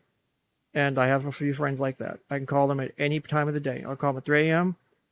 And if I say, hey, so-and-so, I'm calling you at 3 a.m. because I need to talk to you. And they'll do it. Yeah. You need to find one person like that. And the way I usually phrase it is to kids is, you need to find someone that you feel safe talking to. That you have someone that you share your deepest, darkest secrets with, that you trust, that that if you need help, they'll talk to you, or you'll talk to them, and they'll listen and they'll support you no matter what you have to say. And a lot of times, I have one person like that. Good, and I'll find a second one. Because you need to have a backup. And one of the things is that one client I had that left, in their goodbye letter to me, they were saying, they help, having backups and because they saw their own, when I accidentally tested them, they saw their own coping mechanisms fail in front of them, and they realized just how important that was. And so there is a reason I say shit like that. Have a backup of your backup. The shit that works all the time may not work for you sometimes. Have the other things that might work. You might have desensitized yourself to it so much that playing video games normally works, today it's so severe is no matter what game you threw on and no matter how much money you spent in the game or whatever, nothing's going to make you feel better. You need something else as well today that you don't normally use. Something that's different, that's also powerful. Like, trust me, there's a method to my madness, and sometimes I don't understand it, but it fucking works. And I'll take that. Like, that's just the way I do it. It tends to work. I thankfully have yet to see it truly fail. The only ways I think it has failed is at my current place that I work, where there was a client of mine that had just gone through a trauma, and I thought it would have been best to keep them for another day or two while we worked through some of the issues that were going on, and to decompress and have a place they actually felt safe versus going. And I think their justification for having the client leave, to me, was stupid. I think it was a bullshit excuse. And I'll say that to any, like, I think it was a bullshit excuse, and it was not justified. And I think it would have been better for a couple days until the final placement was figured out. Like, that was a failure as an organization, I think. I was trying to make it not happen that way. Because I thought it was the best way to deal with it. Give another day or two, somewhere they feel safe to lay their head, and we'll figure out the pieces over the coming days. And we'll get it in place so that way they can leave here and go to where they need to now that they want the help. And, you know, I was pissed at that decision. I was fucking pissed at that decision. Because I didn't think it was the best interest of the child. I didn't think it was how we as an organization should have dealt with it. So, again, personal opinion, not reflecting the views or anything of employers or whatever. Someone said in the chat, how would you have done it differently if the client were not a minor? Probably close to the same. Maybe obviously use wording a bit differently. That's more age appropriate. Again, we're dealing with a 15-year-old. We're dealing with most likely hitting those major cognitive states, and they have concrete thinking, metacognition stuff. It's kind of hard to fake being a kid when you're not a kid, because you can't dumb down your intelligence to that level. I wasn't a dumb 15-year-old either. I pretty much was like tiny fucking 40-year-old. Legitimately, the preteen I worked with in June is the smartest kid I have ever met. And they are not even a teenager yet. And they have an almost genius level IQ. They have been tested. They are that smart that I justified my actions. I said, the reason I dealt with the situation the way I did is because, in my opinion, we have this person, we have this client, I know them well enough by this point that if I send them to a facility in their current state, they will kill themselves. So yes, I spent 3 hours in a session, but it saved their life. It kept them safe, and they stayed somewhere they felt safe. They did not cross the threshold yet to need to be Baker acted. They were getting really fucking close, but I did the right thing. I think I will justify it to the end of my days that was the right thing, because I think the kid was smart enough to kill themselves in a dissociated state with all that. Like, no, that would have been too traumatic. And then we're doing the wrong thing as an organization, and I would have quit that day. If they had forced my hand and it wasn't like at midnight when that happened, or 1 o'clock in the morning when this all went down, and someone else was there to try, and my boss was there to try and intervene, do it, I'd have walked out, because that would have probably killed that kid, in my opinion. I had gotten to know that kid so well. Week anyway, because of that incident. Like, I had gotten to know that kid so well. All the details of all the horrible shits and all the things that are going on. Like, I knew them enough to say, I knew them at least enough to say, if we send this kid out of here in this state, they will kill themselves, because they are thinking in a mindset that's not healthy. And I can try and change that. I took the opportunity to try and change it. And thankfully they went to bed, woke up the next morning, felt good, and remembered pretty much all of it. And it was kind of traumatic for them, but it was it was a good thing to experience, because it was something that they didn't know that could necessarily happen. And now they have a way to recognize, identify, and hopefully mitigate them getting into a state like that, where they don't remember who they are. They don't, they start regressing to negative coping mechanisms like self-harm. So now they have ways they can start practicing to not do that. So as fucking scary as it was honestly a good thing that happened at the end of the day, because I think it'll help keep them alive. Yeah. That's the way I see it. Maybe I'm stupid to say it that way, but I mean, I'll admit when I'm wrong. I've done things I've done wrong. I know things I've done wrong, nothing unethical, but have I done things I could have done different ways or better ways? Probably. But I think the way I do things, even if it sometimes takes longer than an hour, because that's my biggest criticism, is why are you going over an hour? Some research has shown that more than 1 hour sessions are harmful. Okay, point to any of my clients that are harmed by what I'm doing. Oh, because I'm not spending 2 hours with another client? Well, this other client doesn't need 2 hours. This other client is doing great with 30 minutes or 15 minutes here and there throughout the day. Legit. Over an hour fucking sessions are harmful. No, there has been some research shown that in certain again, the place of work versus like outpatient and other things. And there are, Tracy, 𝗂𝐨𝐼 𝗦𝘂𝗽 has a friend that does like 8-hour sessions, like day-long sessions for intensive therapy. Like, it all depends on the environment and the context and the needs of the client. There are times where, like I said, if I cut that initial session where I had accidentally interrupted their suicide attempt, it was a pure accident that I interrupted it. I kind of knew that they were doing isolating. I didn't know they were trying to do anything. I interrupted them. Someone grabbed them and said, hey, let's go talk. Had I cut that off in an hour, they would have probably been in the hospital dead. But so to me, it's unethical to cut the session off in an hour. I have suffered because of that. I have paid the price in certain ways because of that. I don't regret it at all, because I think I did the right thing. Yeah. I have yet to have anyone truly come to me and show me where I did things wrong. They may not like that I did it the way I did, but they have yet to show me where I violated ethics or did things in such a way that caused harm to anyone I've worked with. I have yet, and I almost beg clients to talk shit about me and say, tell me what I'm doing wrong. Tell me what I'm not doing to help you. I want to know. And I'll ask them, like, if there's ever anything you think I'm doing wrong, tell me. I'll be the first person to write that report on myself, because I don't want to be that person that fucks up and ruins your life. So I take my job very seriously. And that's why, like last week, watching that video of Letitia and seeing him miss so many things, seeing him treat it so callously in a way, was irritating and fucking frustrating, because that's someone who's trusted you with confidentiality. With the few legal exceptions we have, you can tell us where you buried the bodies, and we're not telling anyone where they're at. And I use it, and I explain it that way, especially to kids. I say, these are the legal exceptions. You can tell me where you buried the bodies, so long as you're not planning to kill anyone else and no harm to yourself or others, or any child abuse going on, or there's no legal subpoena and I have to turn over records.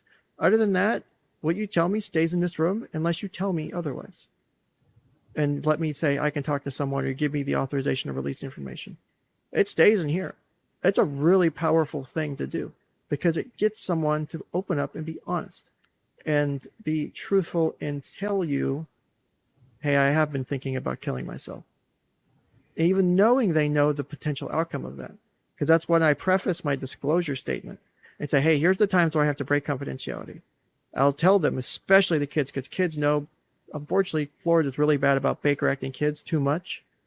Jeez. Yeah, there's some research on it. It's bad. And I've seen it done, and I fucking disagree with it so bad. But they get Baker acted, they go do their thing, they go home. Their kid wasn't a threat. It happens a lot. Like, they just... And then, unfortunately, because of that, the local police changed. Fucking vacation in a goddamn padded room wearing fucking paper clothing for nothing. Not necessarily like that, but like, unfortunately, like the police in the local area now will only Baker Act, because police and licensed counselors, therapists, or whatever can do Baker Acts. Now, if the police initiate the Baker Act locally now, they will only do it if the person is engaging in self-harm. They will do it if one of the licensed counselors says, hey, this person needs Baker acted. We'll do the form, we'll take the heat. You guys have to do the transport. So the licensed counselor signs and says, hey, we're doing the Baker Act.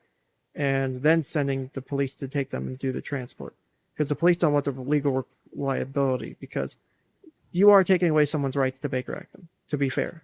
You're putting them in a place without their consent for 3 days and basically forcing treatment on them. You're doing it because they're most likely a risk to themselves in those situations, to harm themselves or others. It's an immediate, urgent risk. So there's a reason we justify it. Do I like it? No. I've had it done to me. Well, I voluntarily went, which, fun fact, pro tip, not legal advice. If you're ever put in a situation like that, choose to go voluntarily so you don't lose your rights. Now, that doesn't mean you're going to walk out the door after you get there. Choose to go voluntarily. One, it's a hell of a lot less effort on everyone's part. It makes it a little bit easier, too. And use your right to have a gun. Yeah, like people will question, well, you've been Baker Acted, you've had to go to inpatient. Should you have a gun? If at any point I don't feel comfortable with my gun in my house, it will not be in my house anymore. Has it been an issue before?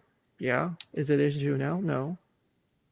Does it mean that, is it a risk to have it here? Sure. It's also a risk to have rope. It's also a risk to have Drano. It's also a risk to have my car. Everything's a risk. You can't mitigate all risks. Everything's a risk. So one of the things that, risk.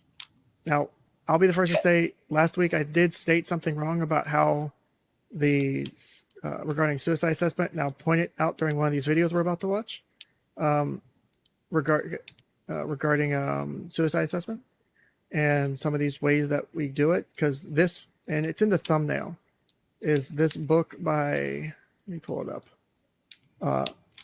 It's a book that's written in a very good way. I've only gotten a part way through it, but it is amazing. The psychology research behind it. Because the guy who wrote this book is a licensed psychiatrist, so medical doctor. He developed what's called the 𝐭𝐸 approach. It's the chronological assessment of suicide events or suicidal events. And it's a really interesting approach. His name's Dr. Sean Christopher Shea. We're going to watch a couple of videos he did with another YouTube person about 5 years ago. And he's really interesting. He talks really well about ways to, and I use some of the methods. I also use some of my ways. And like he says, some of the things we do don't always have names to them. Like this technique's called this, or the way we do this is X. I'm like that a lot. I suck at remembering the formal names for shit. So I'll forget the technical term, but I can do it in practice. So like I'll forget, oh, this is the technical term, but I can do it. And so part of the problem also has been that this technique or this method has a name. We haven't always had that. So I think it's helpful to have that because it gives you a bit more insight into how, here's for new counselors, especially like, here's how we do things. Here's a way to do things that can be helpful. Here's ways that we can elicit those suicide risk issues and make sure they get help. So what we're going to do is we'll watch a couple of these videos. I'm going to try and let them play unless I feel it's important, because I don't want to run too long today, because I've got other stuff that I'm supposed to do later today. Doesn't mean I'm not going to do my stream. Also, don't forget to, if you like this stream, if you want to support it, you can super chat, support me on locals, all that fun shit. So also, real quick, before we jump into the video, Tracy mentioned a lot of doing effective counseling is paying attention to what is said and what is not said. That is why I meandered a lot during that session. I was still focused on the ones on certain things, but it was how you were saying it and what you weren't saying that I was very focused on. That's why I was trying to figure out more of, okay, because like I gave you the synopsis of, here's your client, there's potential abuse at home. I don't know. It wasn't substantiated, but the client says there was. I didn't know if that was going to be the issue, that was going to be the problem.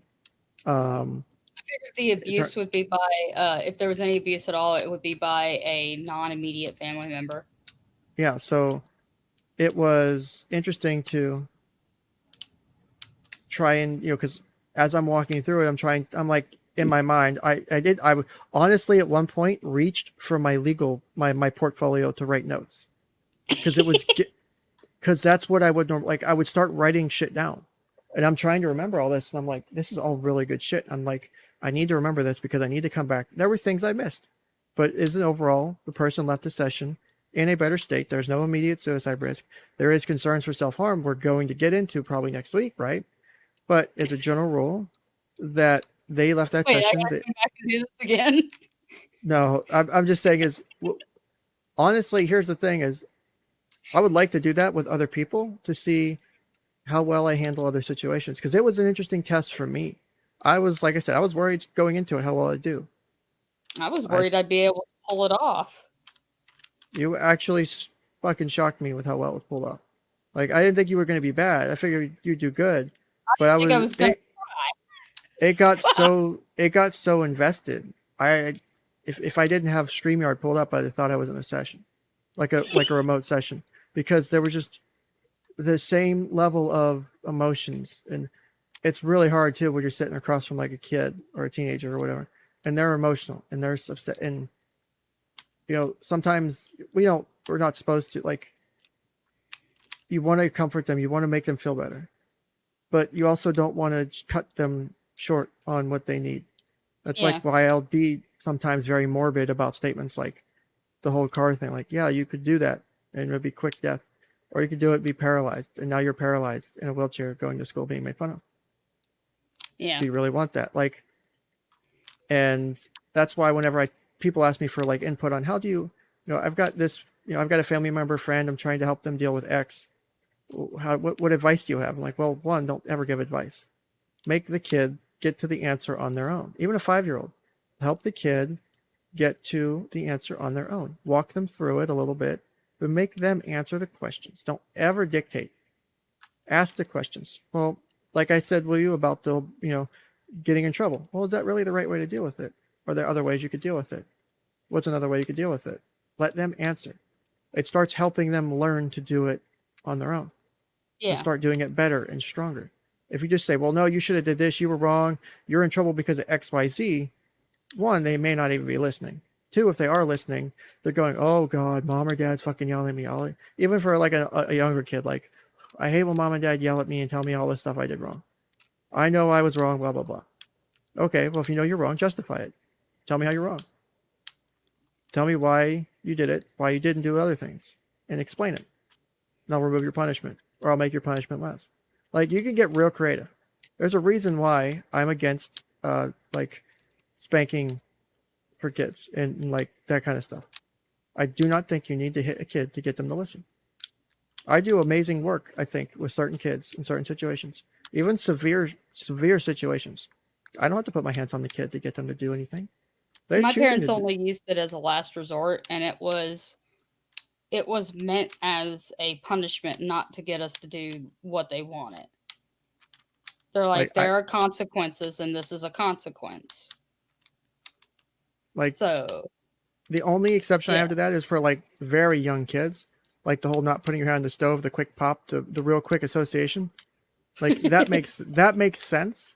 But once you get past that, once you get to where they can start having a little bit of a conversation, probably 4 or 5, you're beyond, I think, the point of needing that. I didn't get spanked much past the age of 10. I mean, I think even by 10, you don't need it. I think you can have a conversation with your kid. Some of that was also in school. You got to understand, I grew up in the South, and I actually had the principal actually broke the school's paddle over a chair because I dodged the fuck out of it. Damn.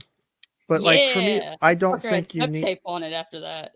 Because because I've been criticized by other, like, I know, for example, Drexel disagrees with me on spanking and stuff. Like, the way I look at it is if you were resorting to the point of having to use physical violence to get your kid to listen, what kind of role are you setting? Are you really teaching your kid anything?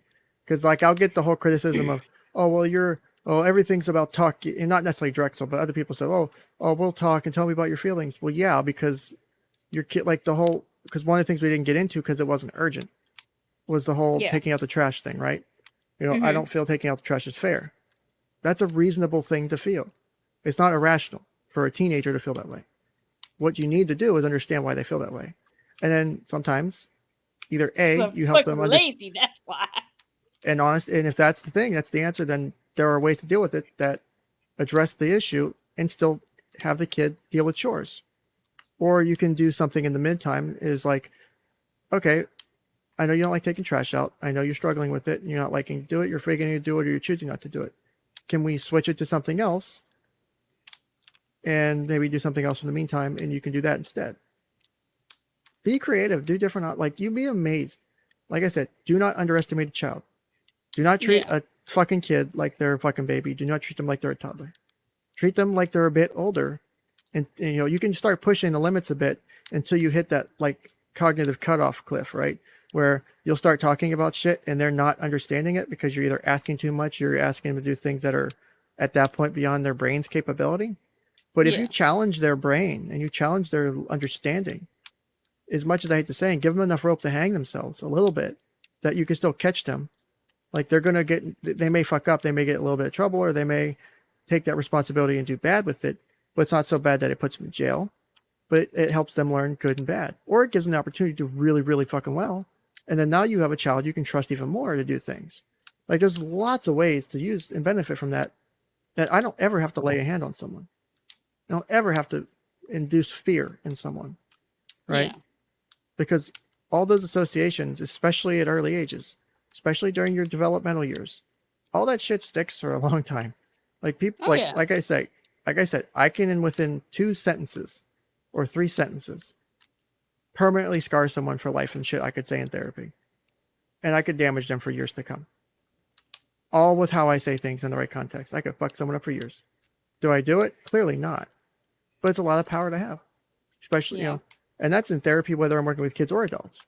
Especially with kids, when you have that same kind of relation, you have a sort of dynamic of parent, not while I try to break down the dynamic, it still presents itself. You have someone with a position of authority that the kid looks at and trusts and respects. You start using negative language, emotions, and presentations. They're going to pick up on it. That's what they're going to learn. That's who they're going to become. Unless they're smart enough early enough to go, I don't want to be anything like my fucking mom or dad. I didn't think anybody could hear the fucking Infinity Cube I was playing with. My bad. That's funny.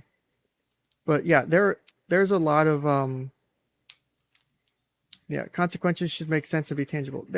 Like, I will legit have kids and parents sit down and go, all right, let's figure out what a good consequences, both positive and negative, system is, and what the rewards and you know, outcomes are going to be if you choose to do good or choose to do bad.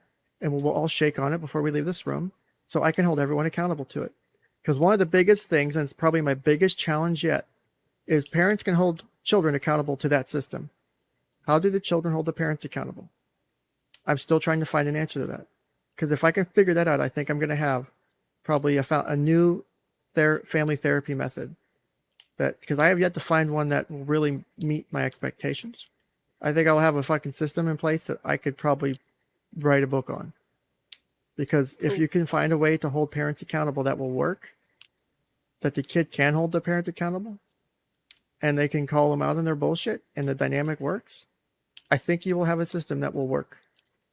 Well, I think you have a system it helps to have a smart aleck kid that's exactly like you, because my nephew does that a lot. Right. So real quick, let's watch a couple of these videos. So this is Dr. Sean Christopher Shea. He is the creator. Where the fuck is my Chrome tab at? Where'd it go? Do you want me to hop off of here? It's up to you. Okay. But thank you for volunteering. I know that was a lot. Mm-hmm. I know it was intense. It was really fun. It was an honest to God challenge at certain points, trying to do it right, because there were lots of ways to do it wrong, and I was really worried about doing it wrong. So was I. But the thing is there was really no way you could have done it wrong, because you could have changed one thing of that, and I could have failed. You could have changed one fact of what was going on, and I could have failed horribly. And that would have been okay, because part of the learning process. Yeah. But the way it was done, the emotions, the intensity, the realism was what I was aiming for, and I think we hit that perfect. So yeah, that's what I was worried about, was like not making it seem real, like making it just seem like it was like really fucking bad acting.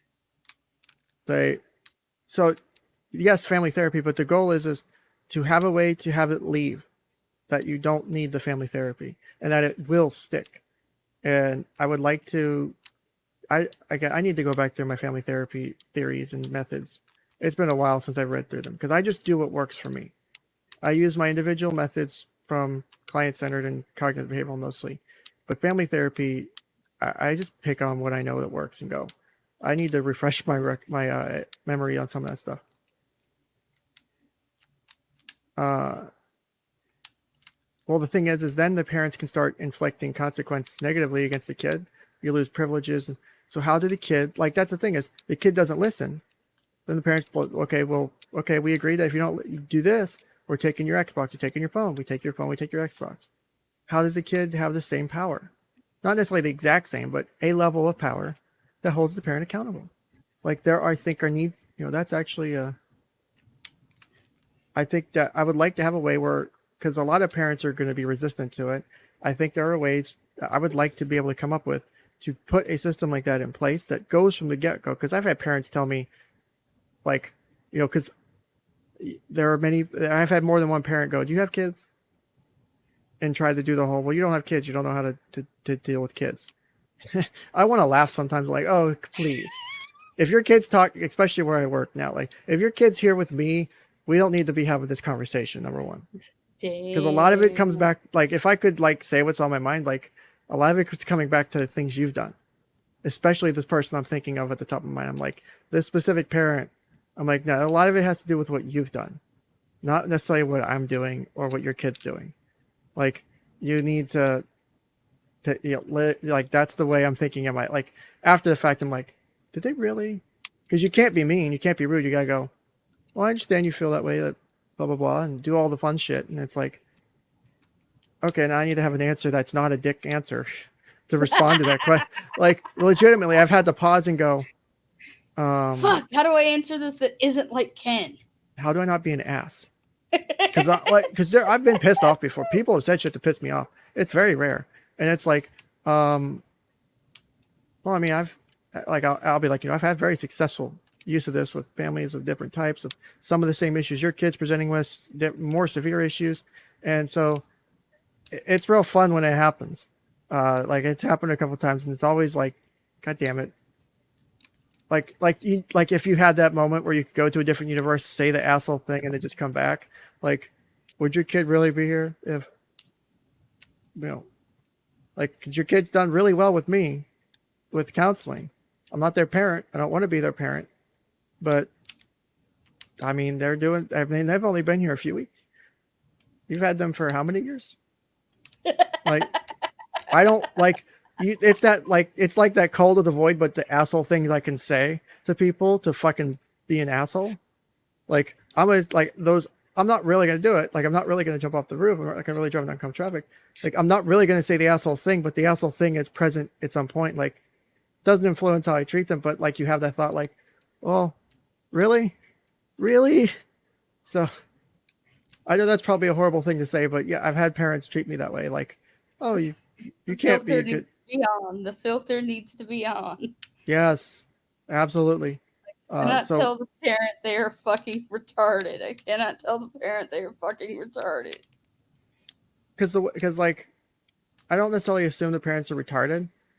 I assume the parents are struggling with whatever it is. Because some parents don't know how to deal with these issues. They're complex issues. So. Oh yeah. But some of these kids have real hardcore issues, and it's not easy to deal with. So this here is Dr. Shea. He's the author of the book I was talking about, which is called, if anyone wants to read it, there is no PDF online version of it because I tried to download it. I ended up having to buy the physical book because I wanted my own copy. You could make a PDF Yeah, I know. This is probably one of the few cases where even though I can and buy the ebook and return it after I rip it, I don't want to, because it's a really good book. And like, reading this book, I was really not wanting to set it down. Like, he presents it in such a way.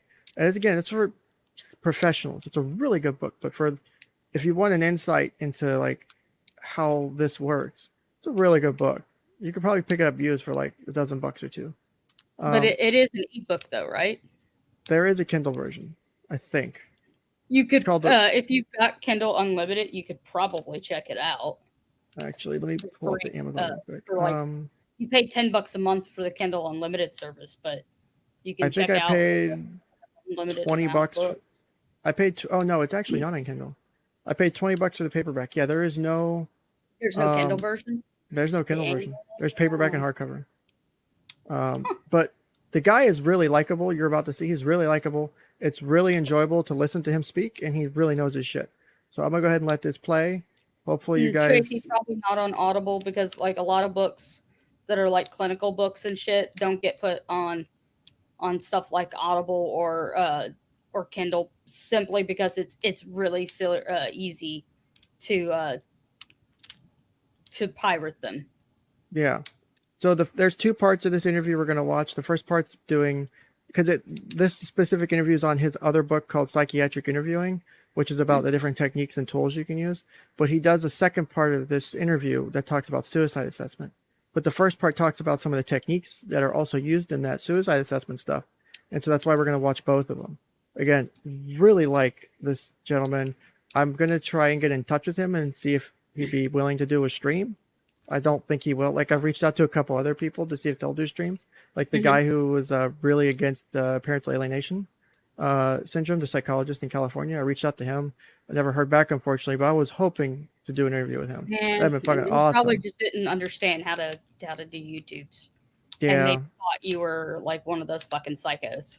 I mean, I explained myself. I explained, this is what I do. This is blah, blah, blah.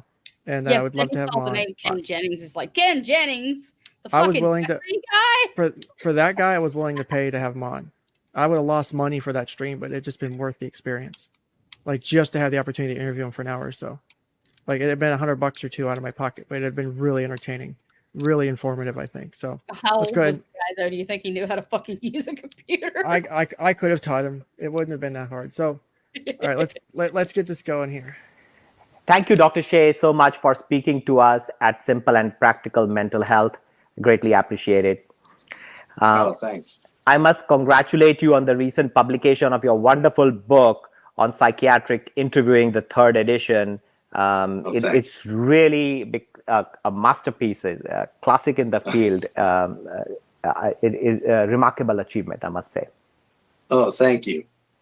So let's start, Dr. Shea, by asking, why is the topic of psychiatric interviewing so important? Because in today's day and age, there is a trend towards a checklist approach towards diagnosis, filling out forms. Yeah. It seems like psychiatric interviewing, is it a dying art? Okay. Great question. Hopefully it's not. I think there's a risk that clinicians might not be as good at doing it as they used to. And I think that's something that we really want to reverse that. I actually think we can generate clinicians who are better than they've ever been. And by the way, I just wanted to thank you again for inviting me to come on here and your gracious comments, and they're truly appreciated. But absolutely. So let me get down to the interview itself, why it's so important. Obviously, the bottom line is we can't help anybody unless we have a good idea of what is going on with them, both, by the way, health-wise, their wellness, but also the problems that they're dealing with. We clearly have to come up with a sound differential diagnosis as psychiatrists. And, one thing that we found is that we've gotten better and better at developing evidence-based treatment modalities for specific diagnoses. So I would argue that makes interviewing even more important than it was. And then also the other thing that sometimes I think people forget is that the bottom line, whether it's psychotherapy or medication use, we can come up with the best treatment plan in the world. If the patient does not want to do it, it is a foolish treatment plan. You have to come up with a treatment plan that the patient wants to do. And what makes the patient want to do a treatment plan is that they like us, trust us, and feel comfortable with us. So I would argue, Raj, that interviewing is of immense importance in the therapeutic follow-through for our patients, for instance, with our medications. And we're talking a little bit about that in the book. I talk about a thing called the medication interest model. But so in all of those respects, interviewing is very important. What's also exciting to me is that I really do think that how we teach and train younger clinicians, but then also how we ourselves use interviewing techniques, is really undergoing an evolution, almost a revolution. And so let me just describe that. When I was first being trained back in the Civil War, wasn't the Civil War. But anyway. See, that's that kind of joke I love. I was basically during taught sessions. interviewing by people telling me principles. It might be you need to engage your patient very well, or you need to dig. You were breaking up. What was that? Is he sure he wasn't being trained during the time of dinosaurs? Oh, you're being mean. Quit being, no bully. To uncover difficult or sensitive material. No, those principles are excellent, and they help us to understand why we're interviewing, when we might want to try something. But principles alone have a big problem to them.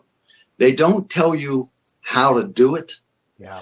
And so what we found in training clinicians, but also in taking experienced clinicians when they read a book like I'm talking about or I've written, one of the beauties of this is every principle that I would ever talk about, I always say, here's a way to do it. And here are a variety of ways to do it. I'll give you an example. You could have here's a great principle that all of us as experienced clinicians, your viewers, or I'm sure would endorse, which is before we want to raise a taboo topic with a patient, whether it's substance abuse, suicide, drinking, incest, domestic violence, we want to make sure or meta-communicate to the patient that it's safe to talk about this thing. Right. That's a great interviewing principle. Right. But it doesn't tell you how to do it. Right. And it gives you no choices.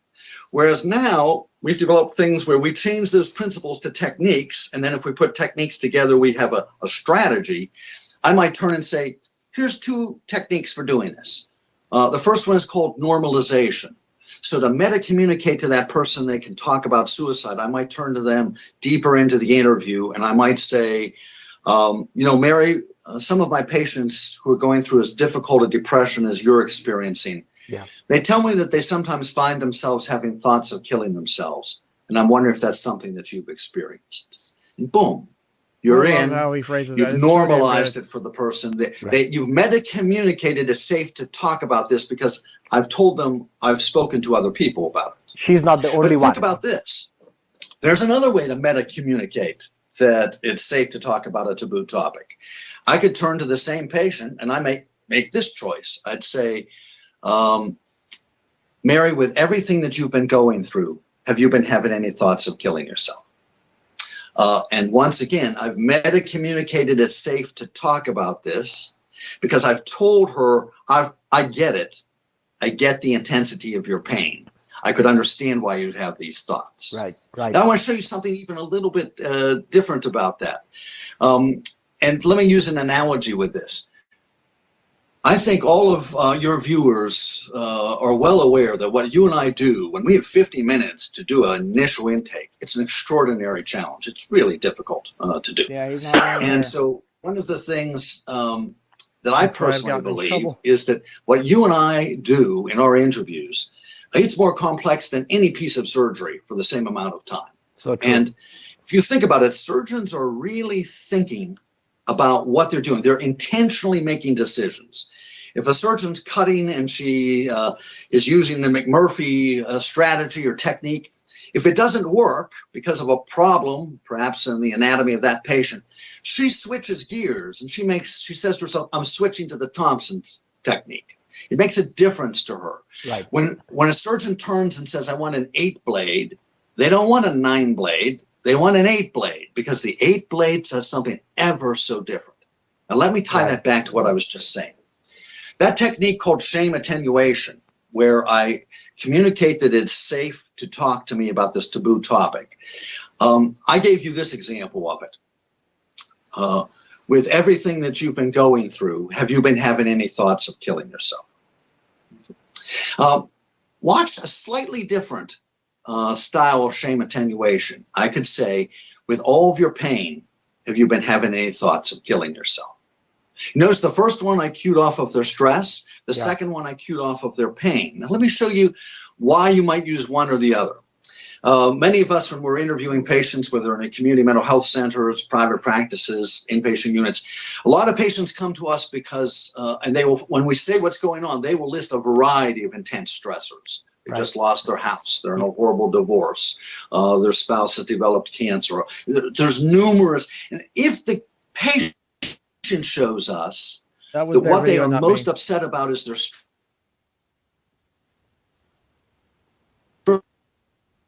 a really nice way to do that is to turn to them and, with everything you've been going through, have you been having any thoughts of killing yourself? Because, you're trying to get a person who might really, really want to kill themselves to share that secret. It is hard to do. They have to really feel you're safe to share this with. Yeah. Let's take a different patient. We're working in a community mental health center. We're picking up a new person with severe paranoid schizophrenia that they've been dealing with for 15 years.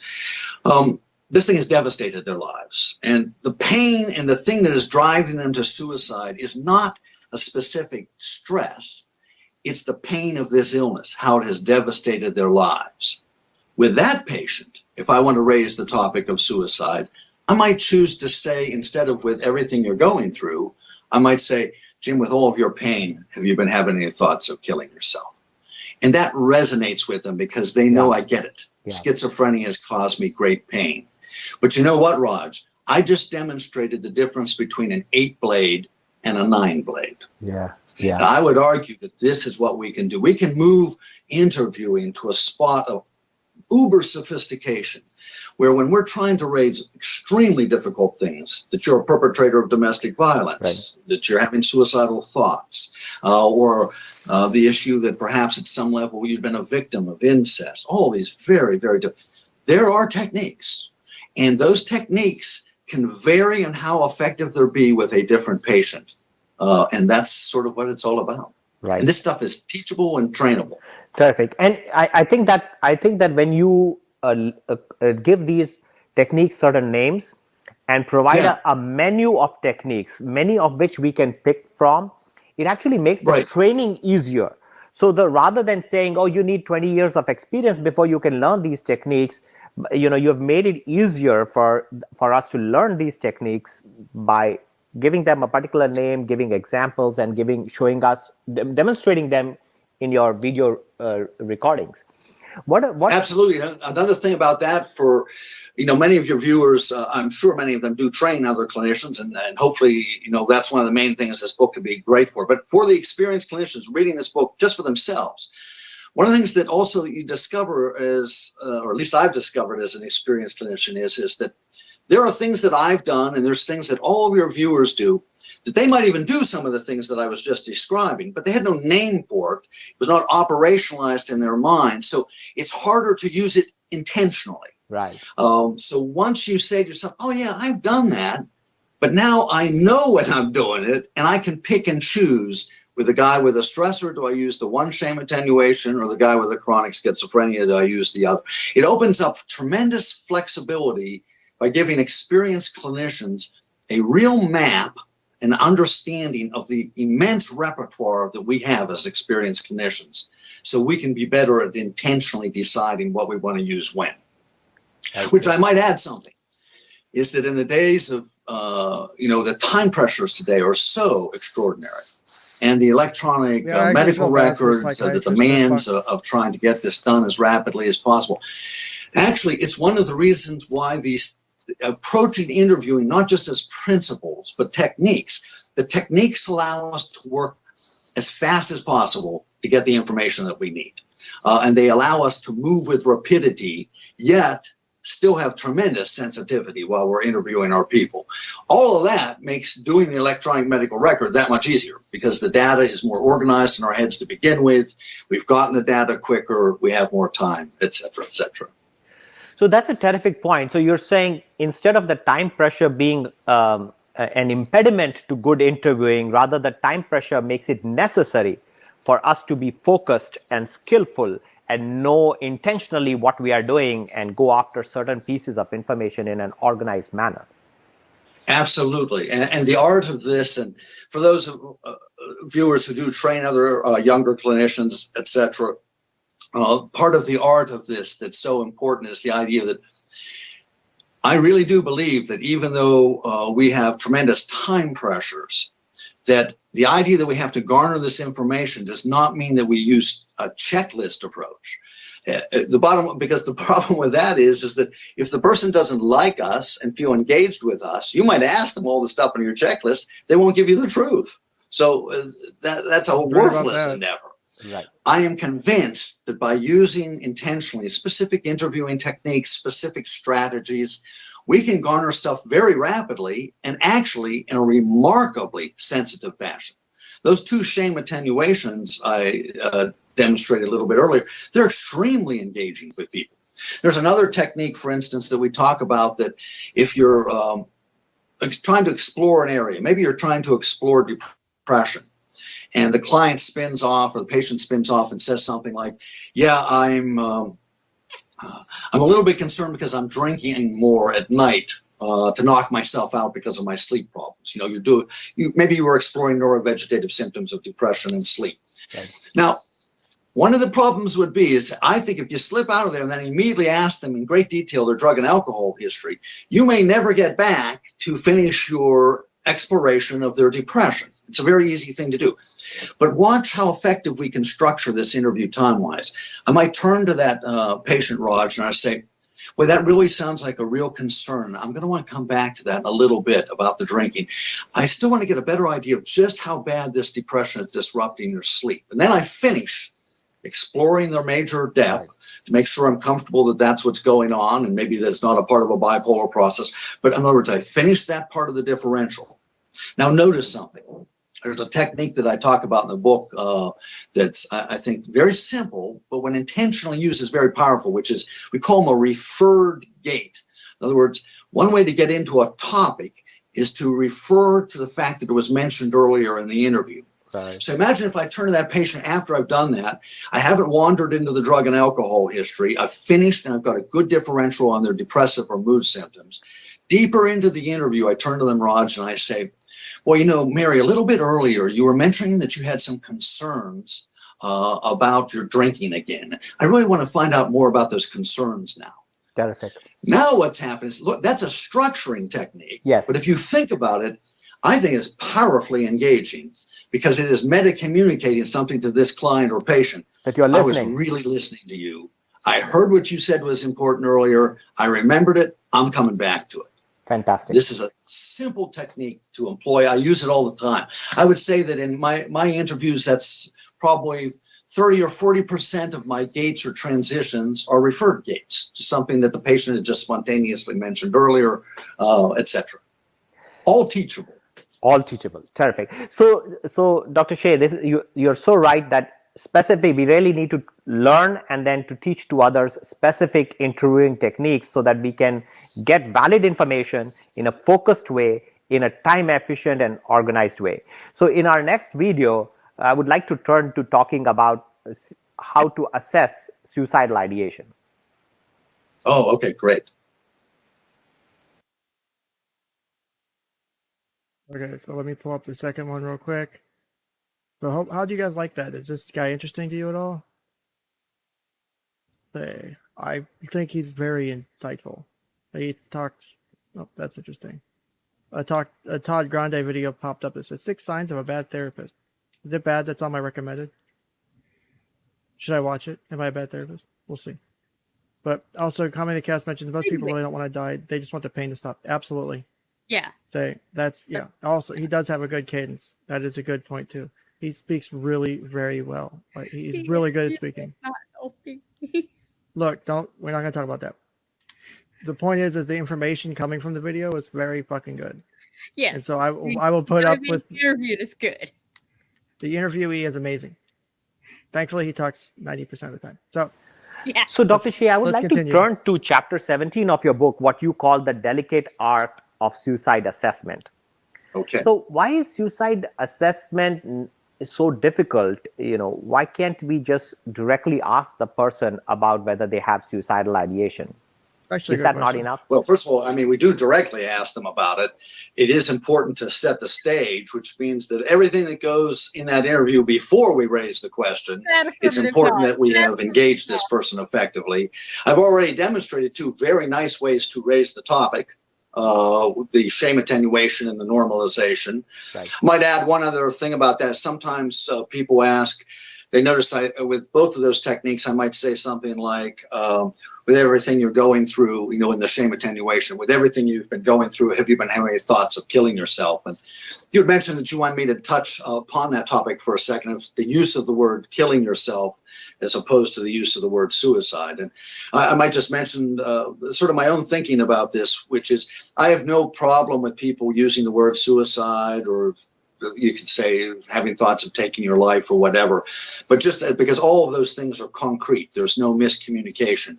I think clinicians should be very careful about raising the topic by saying hurting yourself, because as we know, there's many sort of non-lethal self-damaging behaviors, such as self-cutting, head banging, etc. And theoretically, you could raise it that way and then make sure that you went into both suicide and the non-lethal things. But I've watched an awful lot of people do interviews, over 400 people do intakes, literally watched them. And if you raise it that way, I find that people tend to get lost in it and they forget, and the patient gets confused. Are we talking about suicide? Or are we talking about when I try to hurt myself to relieve my angst, etc.?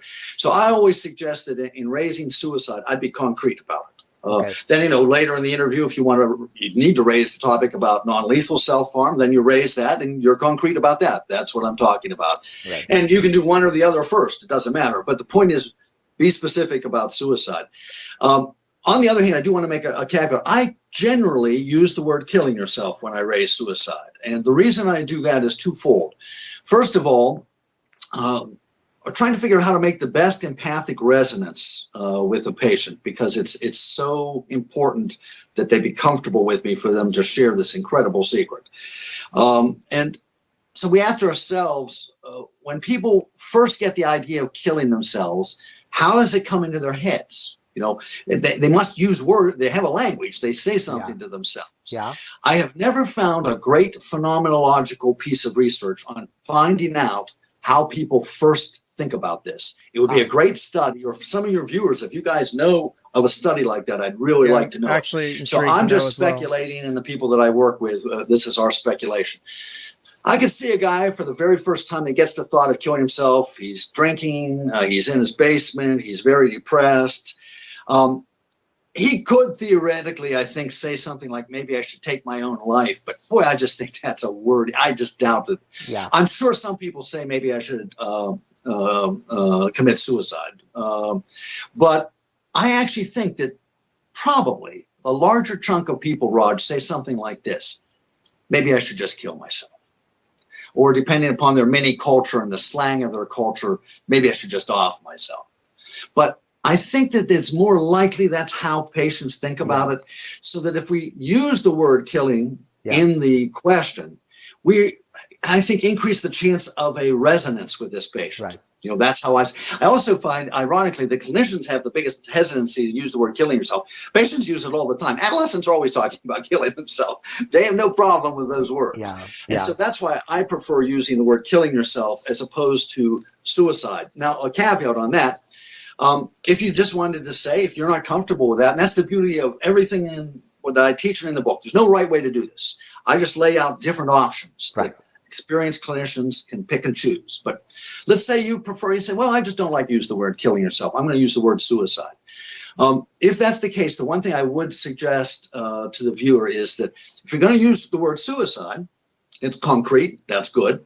But I would suggest avoiding adding the word commit suicide to it. Yeah, that's the thing I misstated last week. Instead, just simply say, have you been having any thoughts of suicide? Just to clarify. If you add committing suicide, I do admit when I'm wrong. The word commit in the English language has definite pejorative baggage with it. You commit crimes, you commit sins, you commit adultery. Yes. I actually think the word commit got attached to the word suicide because of that. The culture viewed it as an act. Yes. So if you want to use the word suicide, I would make sure you don't add the word commit to it. Right. And then myself, I generally prefer using the word killing yourself. Right. Perhaps we could say ending your life by, have you thought about ending your life by suicide? That would be another could be an alternative that you can use with that. And just making sure that they are aware that you're talking about consciously ending your life. Yes. My own bias on that, though, is I think you're going to find just simply using, as I said, the word killing yourself. By that point, you should be well engaged. You use a normalization or a shame attenuation, it just seems very natural. Right. So, Dr. Shea, why is the process of suicide assessment difficult? What are the barriers? What makes it difficult? Well, that's a great question, because one of the myths, there used to be a myth in mental health: don't ask about suicide because you put thoughts into people's minds. Yeah, I never understood that. I find there's a new myth. It's probably equally dangerous, and that is, well, if I just ask the person about it, they're going to tell me the truth. That doesn't make any sense if you think about it even for a moment. By the way, people might not be aware of this, but I began my life in psychiatry after I graduated from Western Psychiatric Institute and Clinic in Pittsburgh.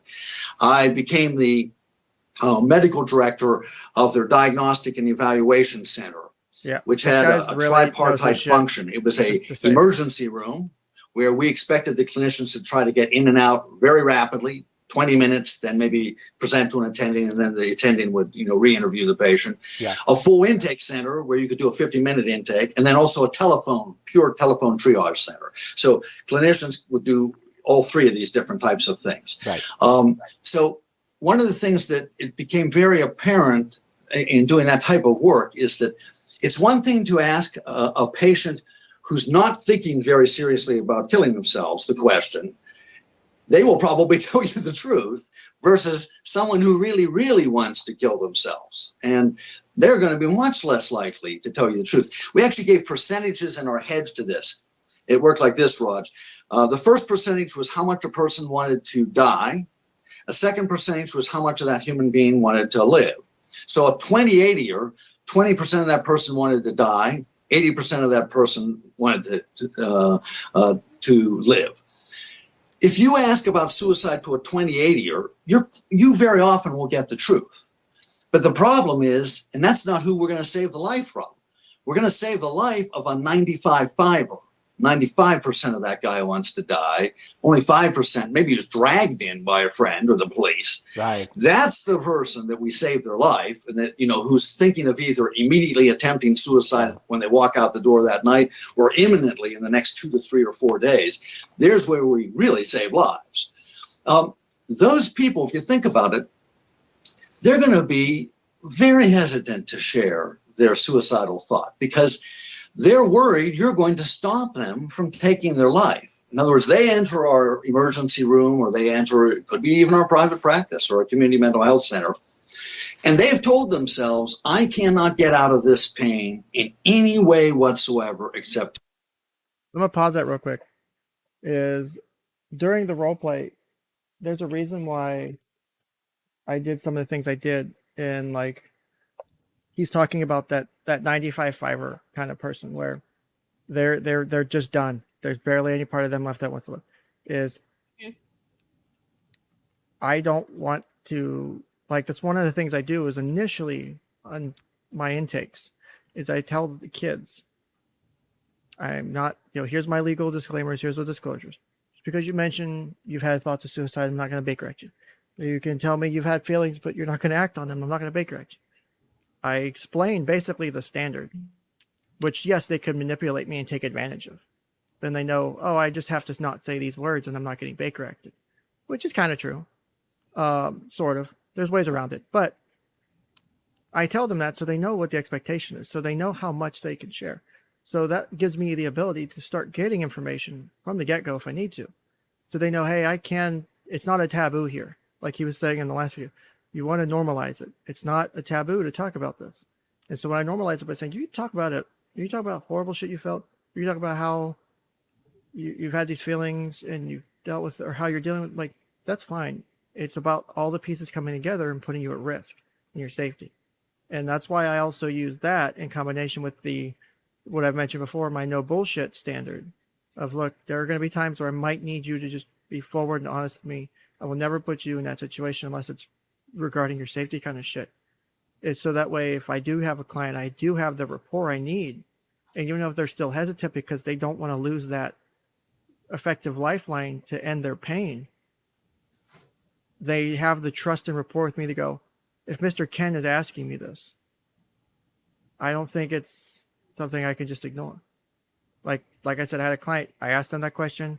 When they waffled on the answer, I started getting dressed and went to work that day. It was 9 o'clock at night on a holiday. I went and left. Did not care. Did not give a shit about what time it was. I knew something was wrong. Because it's a client, I had known that if I asked them that question and they couldn't answer me straight, And it was probably more them not wanting to lie to me, also wanting to get help, but conflicted. So yeah, they were trying to tell the truth, but not wanting to lie. And that was very apparent to me. And that was all I needed to know to get ready. I told them I will be there in 30 minutes. I was like, I'm getting ready now. I will be out the door in there in 30 minutes. Can you wait for me until then? Actually, I stayed on the phone with them the whole time because I didn't want to hang up the phone.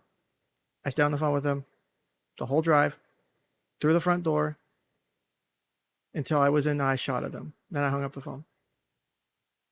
The whole drive, because I felt it was necessary. Scared the entire drive that I wouldn't get there in time. I hate living 30 minutes away from work sometimes. But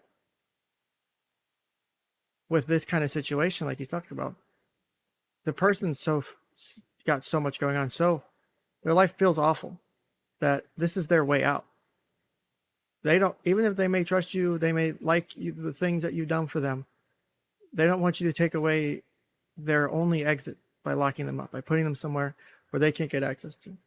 So I try to do everything I can to have a rapport with my clients to where I can get them to trust me no matter how horrible or awful they're feeling. It's why I walk the way I do around subjects. It's why I don't touch on things until certain times. And I only always, yeah, sometimes I genuinely miss something, but a lot of times I'm waiting or I'm looking around or I'm waiting for certain things to happen or certain things to get said before I dig into it. There's reasons for a lot of this stuff from the way I do it. Obviously, other people practice differently, but the way he's mentioning it, those are the people's lives you want to save. They're not going to be full with you. You can't just ask someone, "Are you going to kill yourself?" "Oh yeah, I'm absolutely going to do that.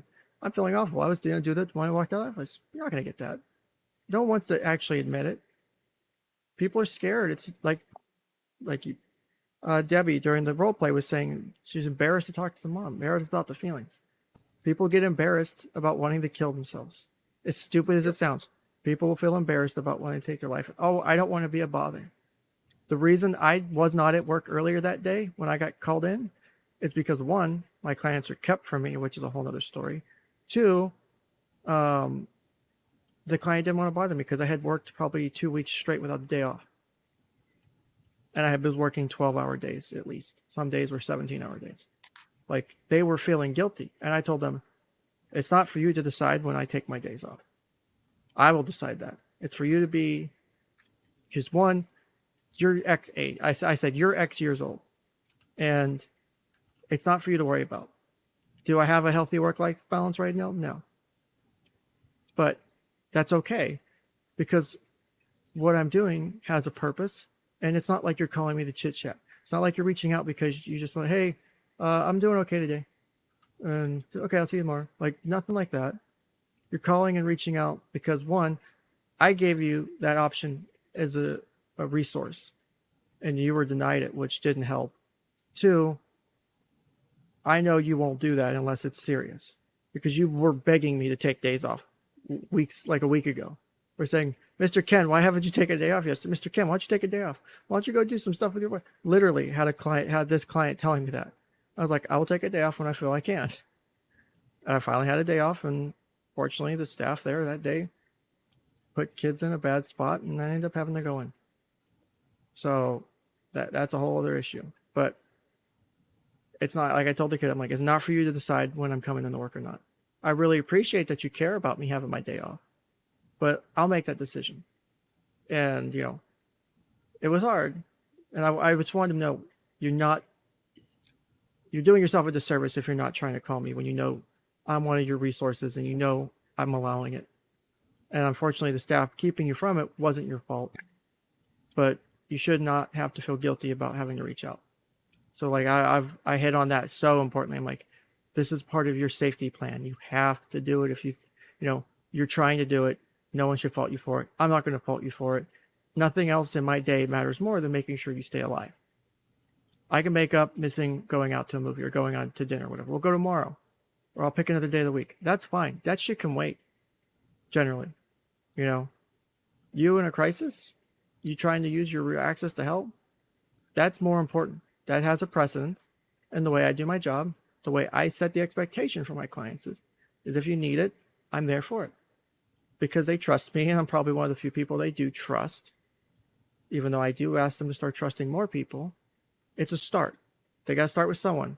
A lot of times I'm the first person people trust, or I'm the person they'll actually open up to, because the other therapists, they haven't felt comfortable.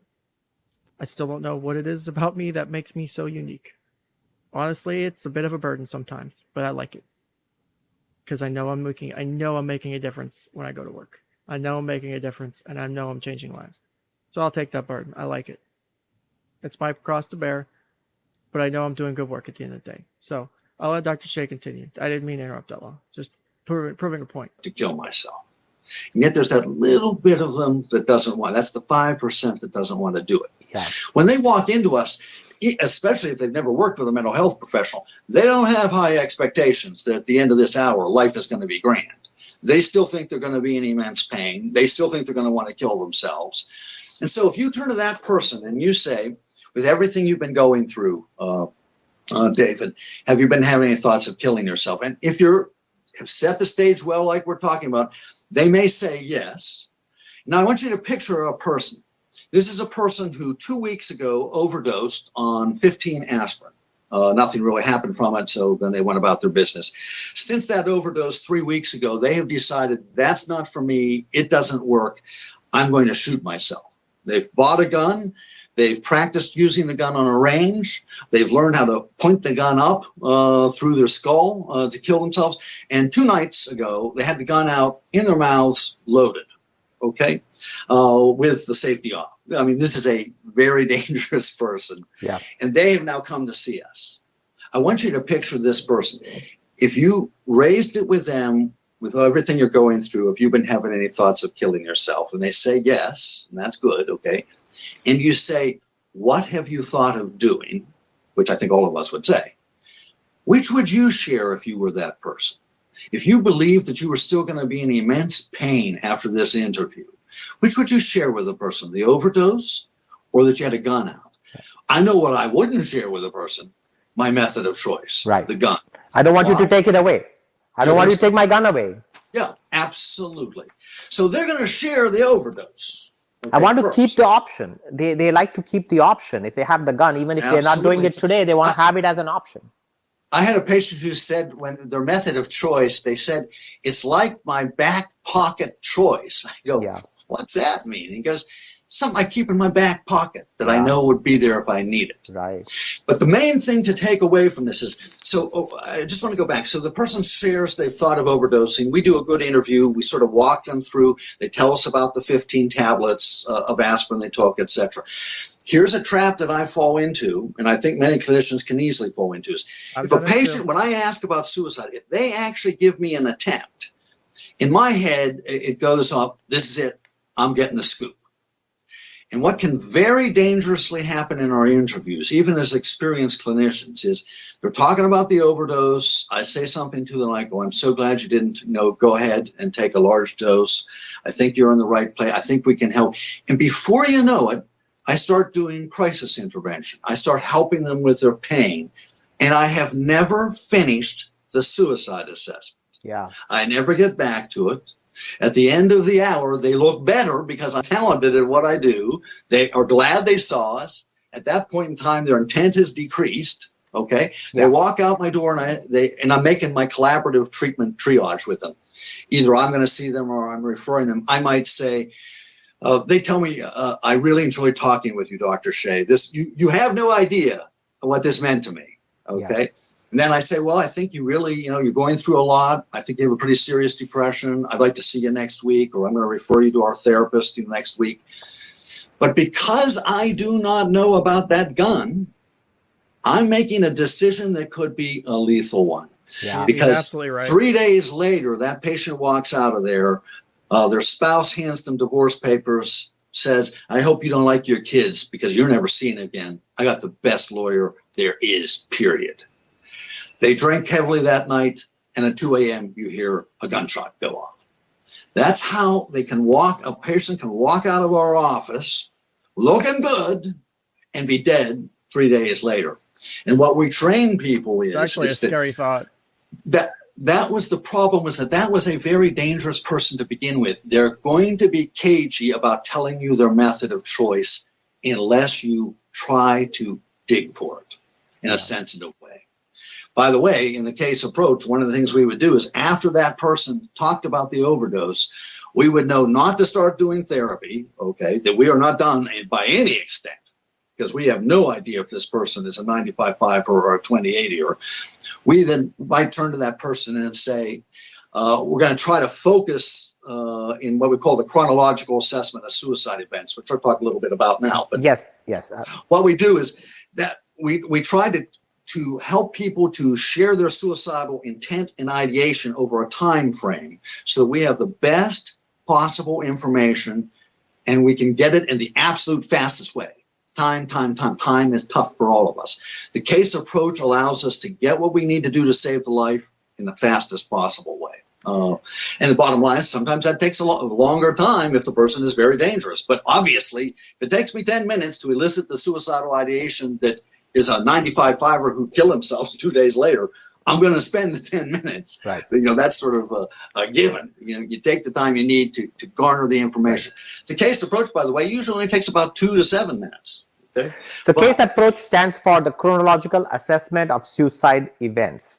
Yeah, exactly. Chronological assessment of suicide. You've become very well known for this. Yeah. So can you explain to us what does the case approach mean? Yeah, the case approach, which by the way, as you said, it's been I'm hoping it will save a lot of lives.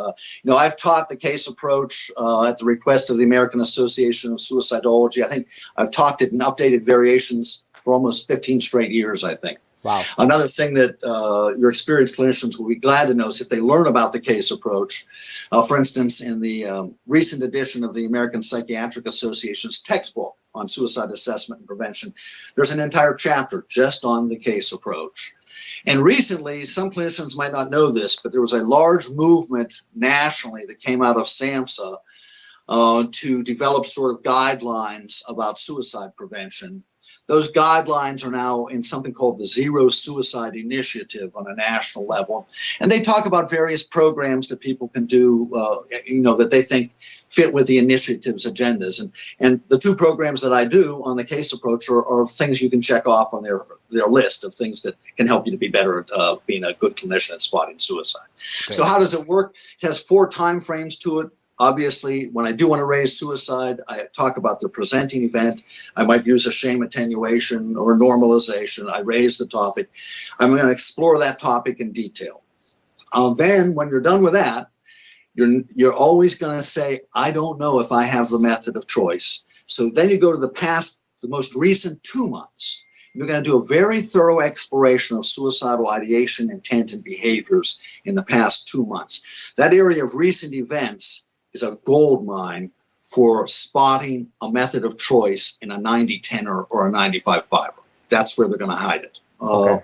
When you've got that, I'm going to explore their past suicide attempts. Very briefly, it's very quick what we do with the past, because there's limits to how much time you have, and there's also limits in the past as to why that information would be of value to you. I don't need to know that they had all 15 suicide attempts and what they did and what hospitals they were in. That's not going to change my triage. Right. In the past, I want to know, was it a dangerous suicide attempt? Right. What was the most dangerous? Were the triggers the same as now and the method the same as now? That's important information. And then I'm going to move into the final thing. Are they having suicidal thoughts right now in the interview? Call that the area of immediate events. For those viewers who are working on inpatient units where there's the risk of a person dying by a suicide on a weekend or after discharge, those last couple of people that are interviewing this person, it is possible this person is just sitting there going, look good, say what they want, get home, get the gun. Look good, say what they want, get home and get the... Well, we think that's such an important thing that we actually devote some time to saying to the person, we've been talking now for a while, maybe it's a 20-minute interview or 40-minute interview of an intake, and just say, I'm wondering how you're feeling about suicide right now. as we've been talking. Then you get an idea of how they're feeling. You watch their nonverbals. The nonverbals are often much more truthful than, of course, as you viewers know, the patient says.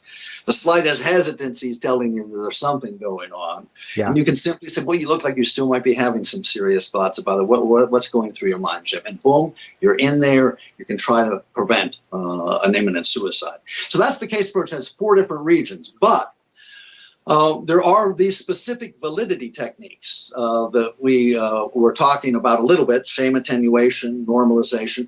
There's one of the things that we can maybe talk about in a little bit is one of the changes I said in the field of interviewing is the development of not just principles, but techniques that come from the principles. And they can be various techniques from one principle. There could be 10 ways to meta-communicate safety.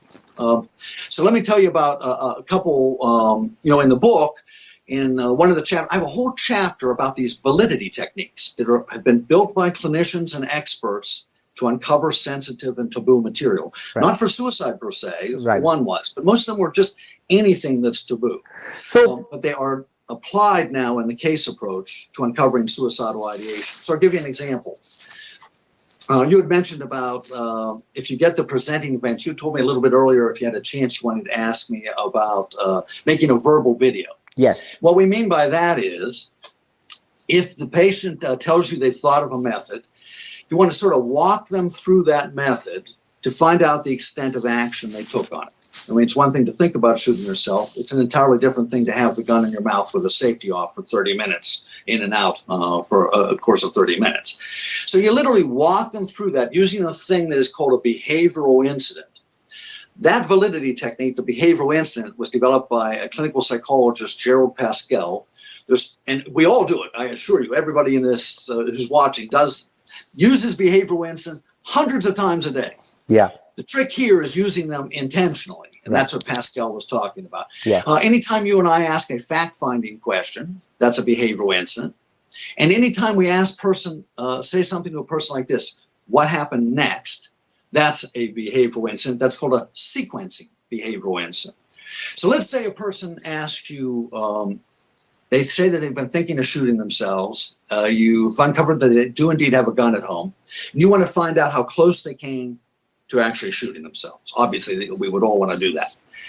What Pascal said was, if you ask the patient for their opinion, you will get their opinion. And their opinion is shaped by all sorts of things. Fear of consequences, fear of what you'll think about them, fear of anything that could get in the way of them doing what they want to do. And what he said is, don't ask the patient the opinion question, how close did you come to shooting yourself? Just gently walk them through what happened. And, even a 95-5er, I found a surprising thing about that. A person in immense pain who has a lot of reason to not share, people like to share their stories if we show that we are genuinely interested in hearing them. So I have been surprised how many 95-5ers, if I get them telling me what they were experiencing, they do tell me information that tells me how dangerous they are. So Raj, an example. The person said that they thought of shooting themselves. They said they have a gun. Instead of saying, how close do you think you ever came to shooting yourself? I might say something like this. I'd say, geez, Jim, when was the last time, or I'd start like this. I might say, Jim, did you ever get the gun out while you were having thoughts of shooting yourself? And he goes, well, yeah, I have done that. And I said, geez, when was the last time you did that? He goes, yeah, I did that about 3 weeks ago. And I said, gee, I'm wondering, where were you when you got your gun out like that? He goes, I was in my bedroom. I keep the gun in my bureau. I live in a tough neighborhood. I'm worried about people breaking in. Then I might turn in and say, so about 3 weeks ago, you were in your bedroom. You were in a lot of pain. You've gotten the gun out. And sort of help me to understand. That sounds like a really rough night for you. Sort of walk me through this step by step. What happened next? And now you see I'm starting to walk them through. And I'm going to use these behavioral incidents, Raj. I'm going to turn to him and here's say, well, I got the gun out and I was just holding it in my hand. And I'd say, did you actually load the gun? And he goes, well, I might have actually loaded the gun. And I said, well, what happened next? And he says, well, I put the gun up to my head. And I said, when you had the gun up to your head like that, It sounds like that was a very scary moment for you. And did you get any closer? Did you have the safety off? Did you have your finger on the trigger? Oh, good. Chamber loaded, safety off. I was ready to go. You know, Jim, what was going through your mind while you had that gun in your head like that? And they'll tell you all sorts of things about what was going through their mind. And if they don't tell you this one, you ask them, you say, what made you put the gun down? Because that often pulls forth what a reason to live was. Yeah. That can be a really powerful reason to live, or just, I heard my wife's tires in the lane. I knew I had to get that gun out of there, which just doesn't make me feel too good about it. Whereas if they say, I could never do this to my kids, it makes me feel a little bit safer. Then I turn to them and you'd say, so that sounds like a very rough night for you, and you had the gun up to your head. You were thinking about, I'm curious, how long did you think about that? You know, with that gun, because I'll be honest with you, I put that gun up to my head about 5 times over the course of a half hour. I was that close. And then I just decided that I couldn't do it. And I said, what did you do with the gun? He goes, well, I put it back in the bureau. You know, I'm wondering, Jim, is the gun still loaded? He goes, well, I sort of keep it loaded now. That's what we call verbal video. Yeah. That gives you much more reliable information than starting by just saying, how close did you come? Right, right. So it's like you see the whole sequence of events as if you were there. Really so like watching a video. Information. The patient really appreciates how much we're listening. They get involved in their own story. By the way, it doesn't always work. No, we're not saying the case approach always works. We're just saying it increases the likelihood of uncovering the information that you need, especially from 95-5ers or 90-10ers. If your viewers take anything away from this particular talk about the case approach in our discussion today, it's just to remember, the most dangerous patients are the least likely to tell you the truth. And we always, in my opinion, must hunt for a method of choice. Never assume you've got the method of choice until you have heard the patient describing what's going on, and either they tell you it's the method of choice, or from what you're hearing, it's apparent it's the method of choice. Terrific. So, Dr. Shea, in the next video, I would like to talk about like the use of these validity techniques in things other than suicidal ideation, which is what you alluded to. The video's finishing up here. That would be great. Can I add just one other thing? Sure, please do. At this point? Yes. Because I started and then I never followed it up. In the case approach, so once you found out that the person might have overdosed, okay, then you want to find out if there's a method of choice. Remember, we said about going into the recent 2 months. Yes. The way we do that is a couple different techniques. The first thing is we bridge from the presenting event to the past 2 months by simply saying, over the past 2 months, if you had any other thoughts of overdosing.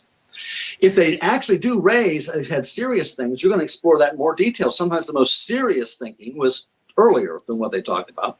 But then there's your chance, Raj, to hunt, or your opportunity to hunt for the method of choice. What we would recommend is, in trying to find other methods, the most typical thing, remember, I've watched about 400 different clinicians do intakes, including suicide assessments. The most typical thing that people say after they've uncovered one method is they'll say this: have you thought of other ways of killing yourself?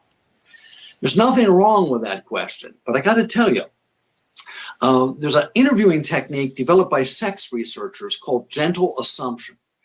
And they found that when trying to get at taboo material, which they were often doing with sex histories, if they turned to a person and said, you know, do you masturbate? No one masturbates. Right. But they found out that if they said this, when you masturbate, what do you experience? Lo and behold, you know, lots of people were masturbating again. Yeah. That technique they called gentle assumption. And they claim, and I'm a strong believer in this from having ran an ED, it is a significantly better way to dig up a second method in any list. So instead of saying, have you thought of other ways of killing yourself? We recommend to clinicians you just very, very gently say, Ben, what other ways have you thought of killing yourself?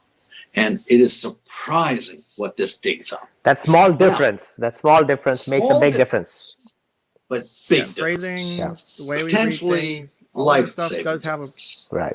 That's why you started this segment by why is it difficult to elicit suicidal ideation. We started the whole thing by why interviewing is so important.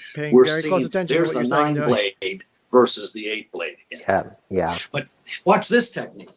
Are there other ways to get at a method of choice? Well, another way is you could just simply ask about specific ways that you are concerned this person is thinking of. So I could just simply say, have you been thinking of hanging? Have you been having any thoughts of hanging yourself?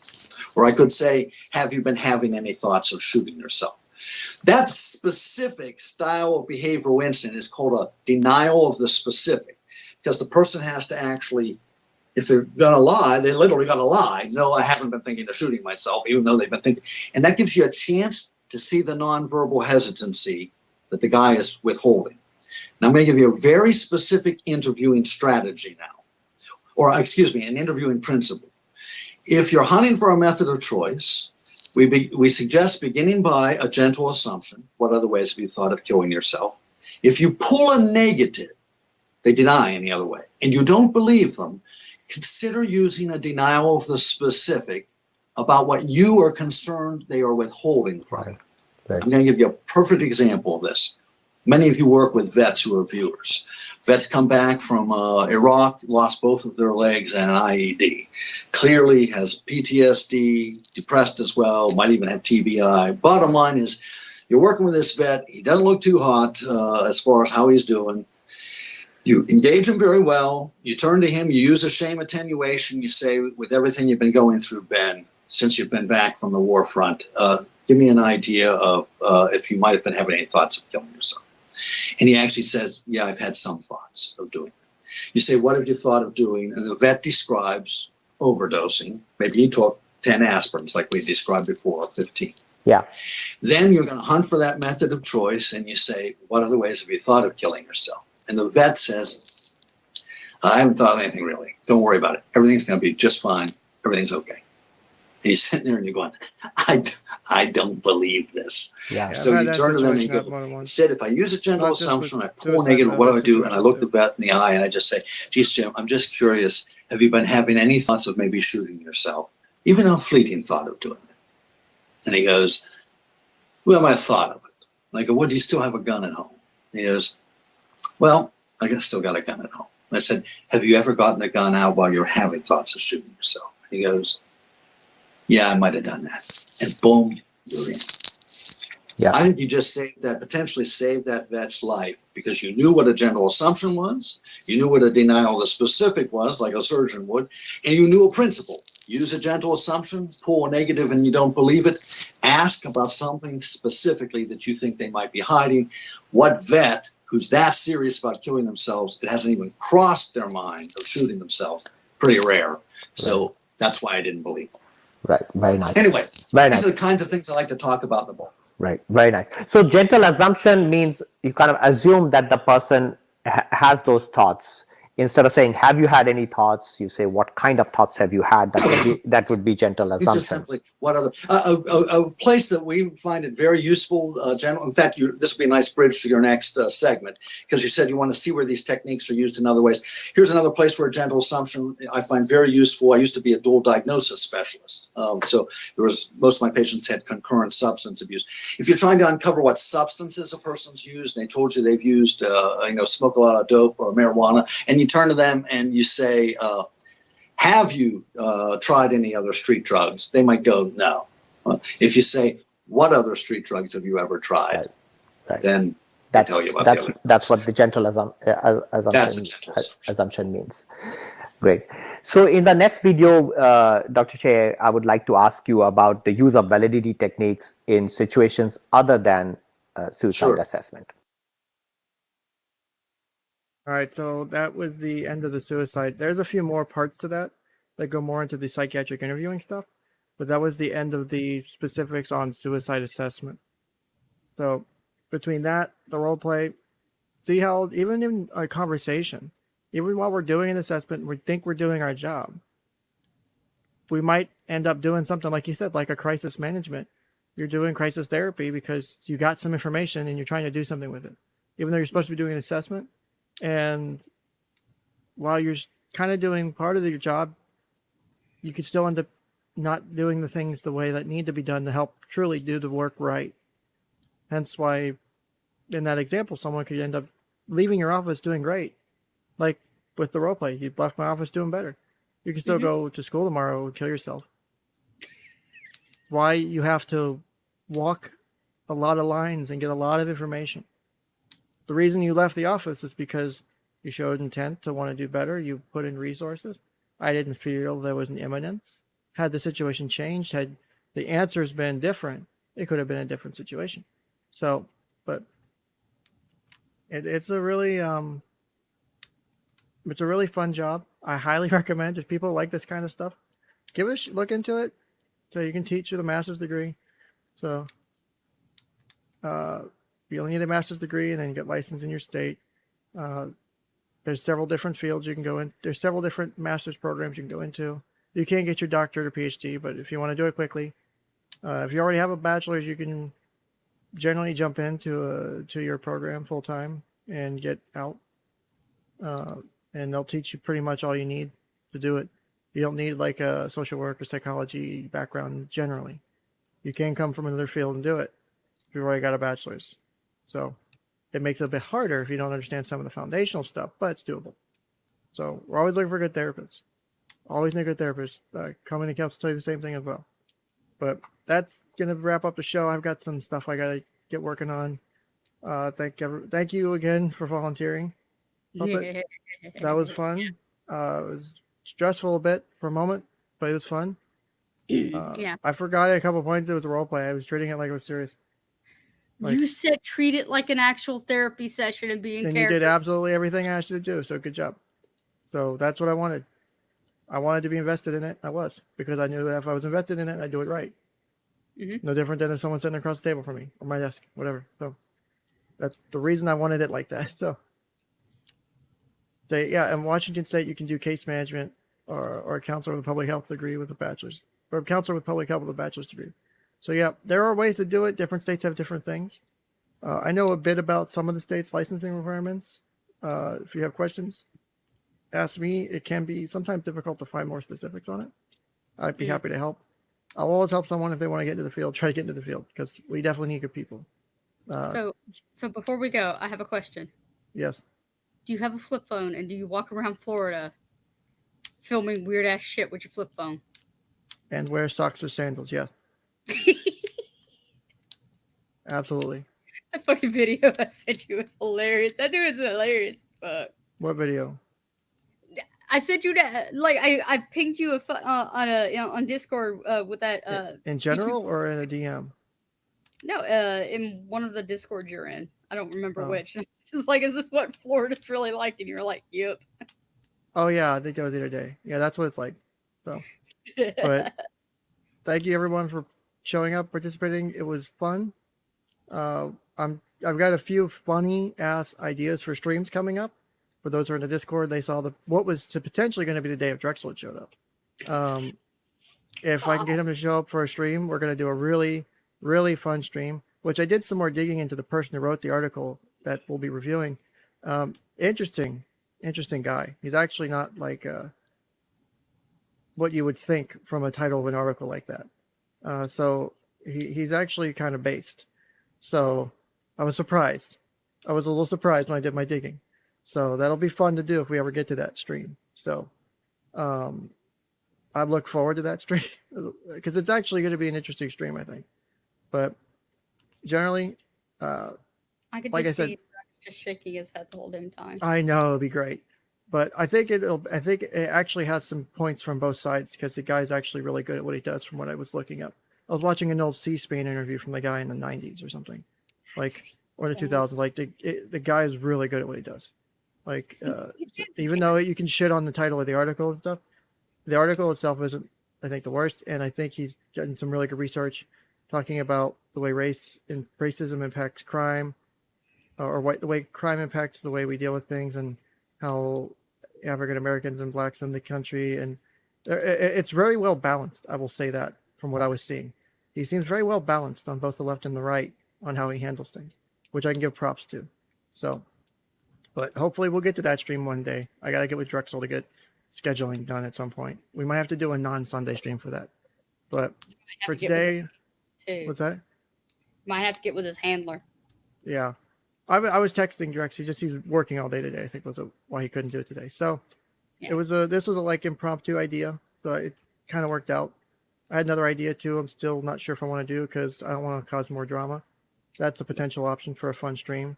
Yeah, I'm pretty sure but I advised you against that idea. a couple people did and did both advised to do and not do. So that might still come up because that would be really funny to do. Well, that and it was actually an education. The documents were educational, to say the least. Yes. They were very insightful when I read them. But So they're very drama llama. they very much attached to some drama. So Yeah, so other than that, let's avoid drama this year. for today. So For I'm gonna today. go ahead and thank you again, Twist, for volunteering. I'm gonna go ahead and have you take off. I'm gonna go ahead and play the outro, and I got some work to do, and I gotta eat because I'm fucking starving. Baby shark, do, baby Yep. shark. Yeah. All right, thank you everyone for showing up. Thanks for the super chats. Thanks everyone for helping out. Take care and have a great day. Peace. Bye.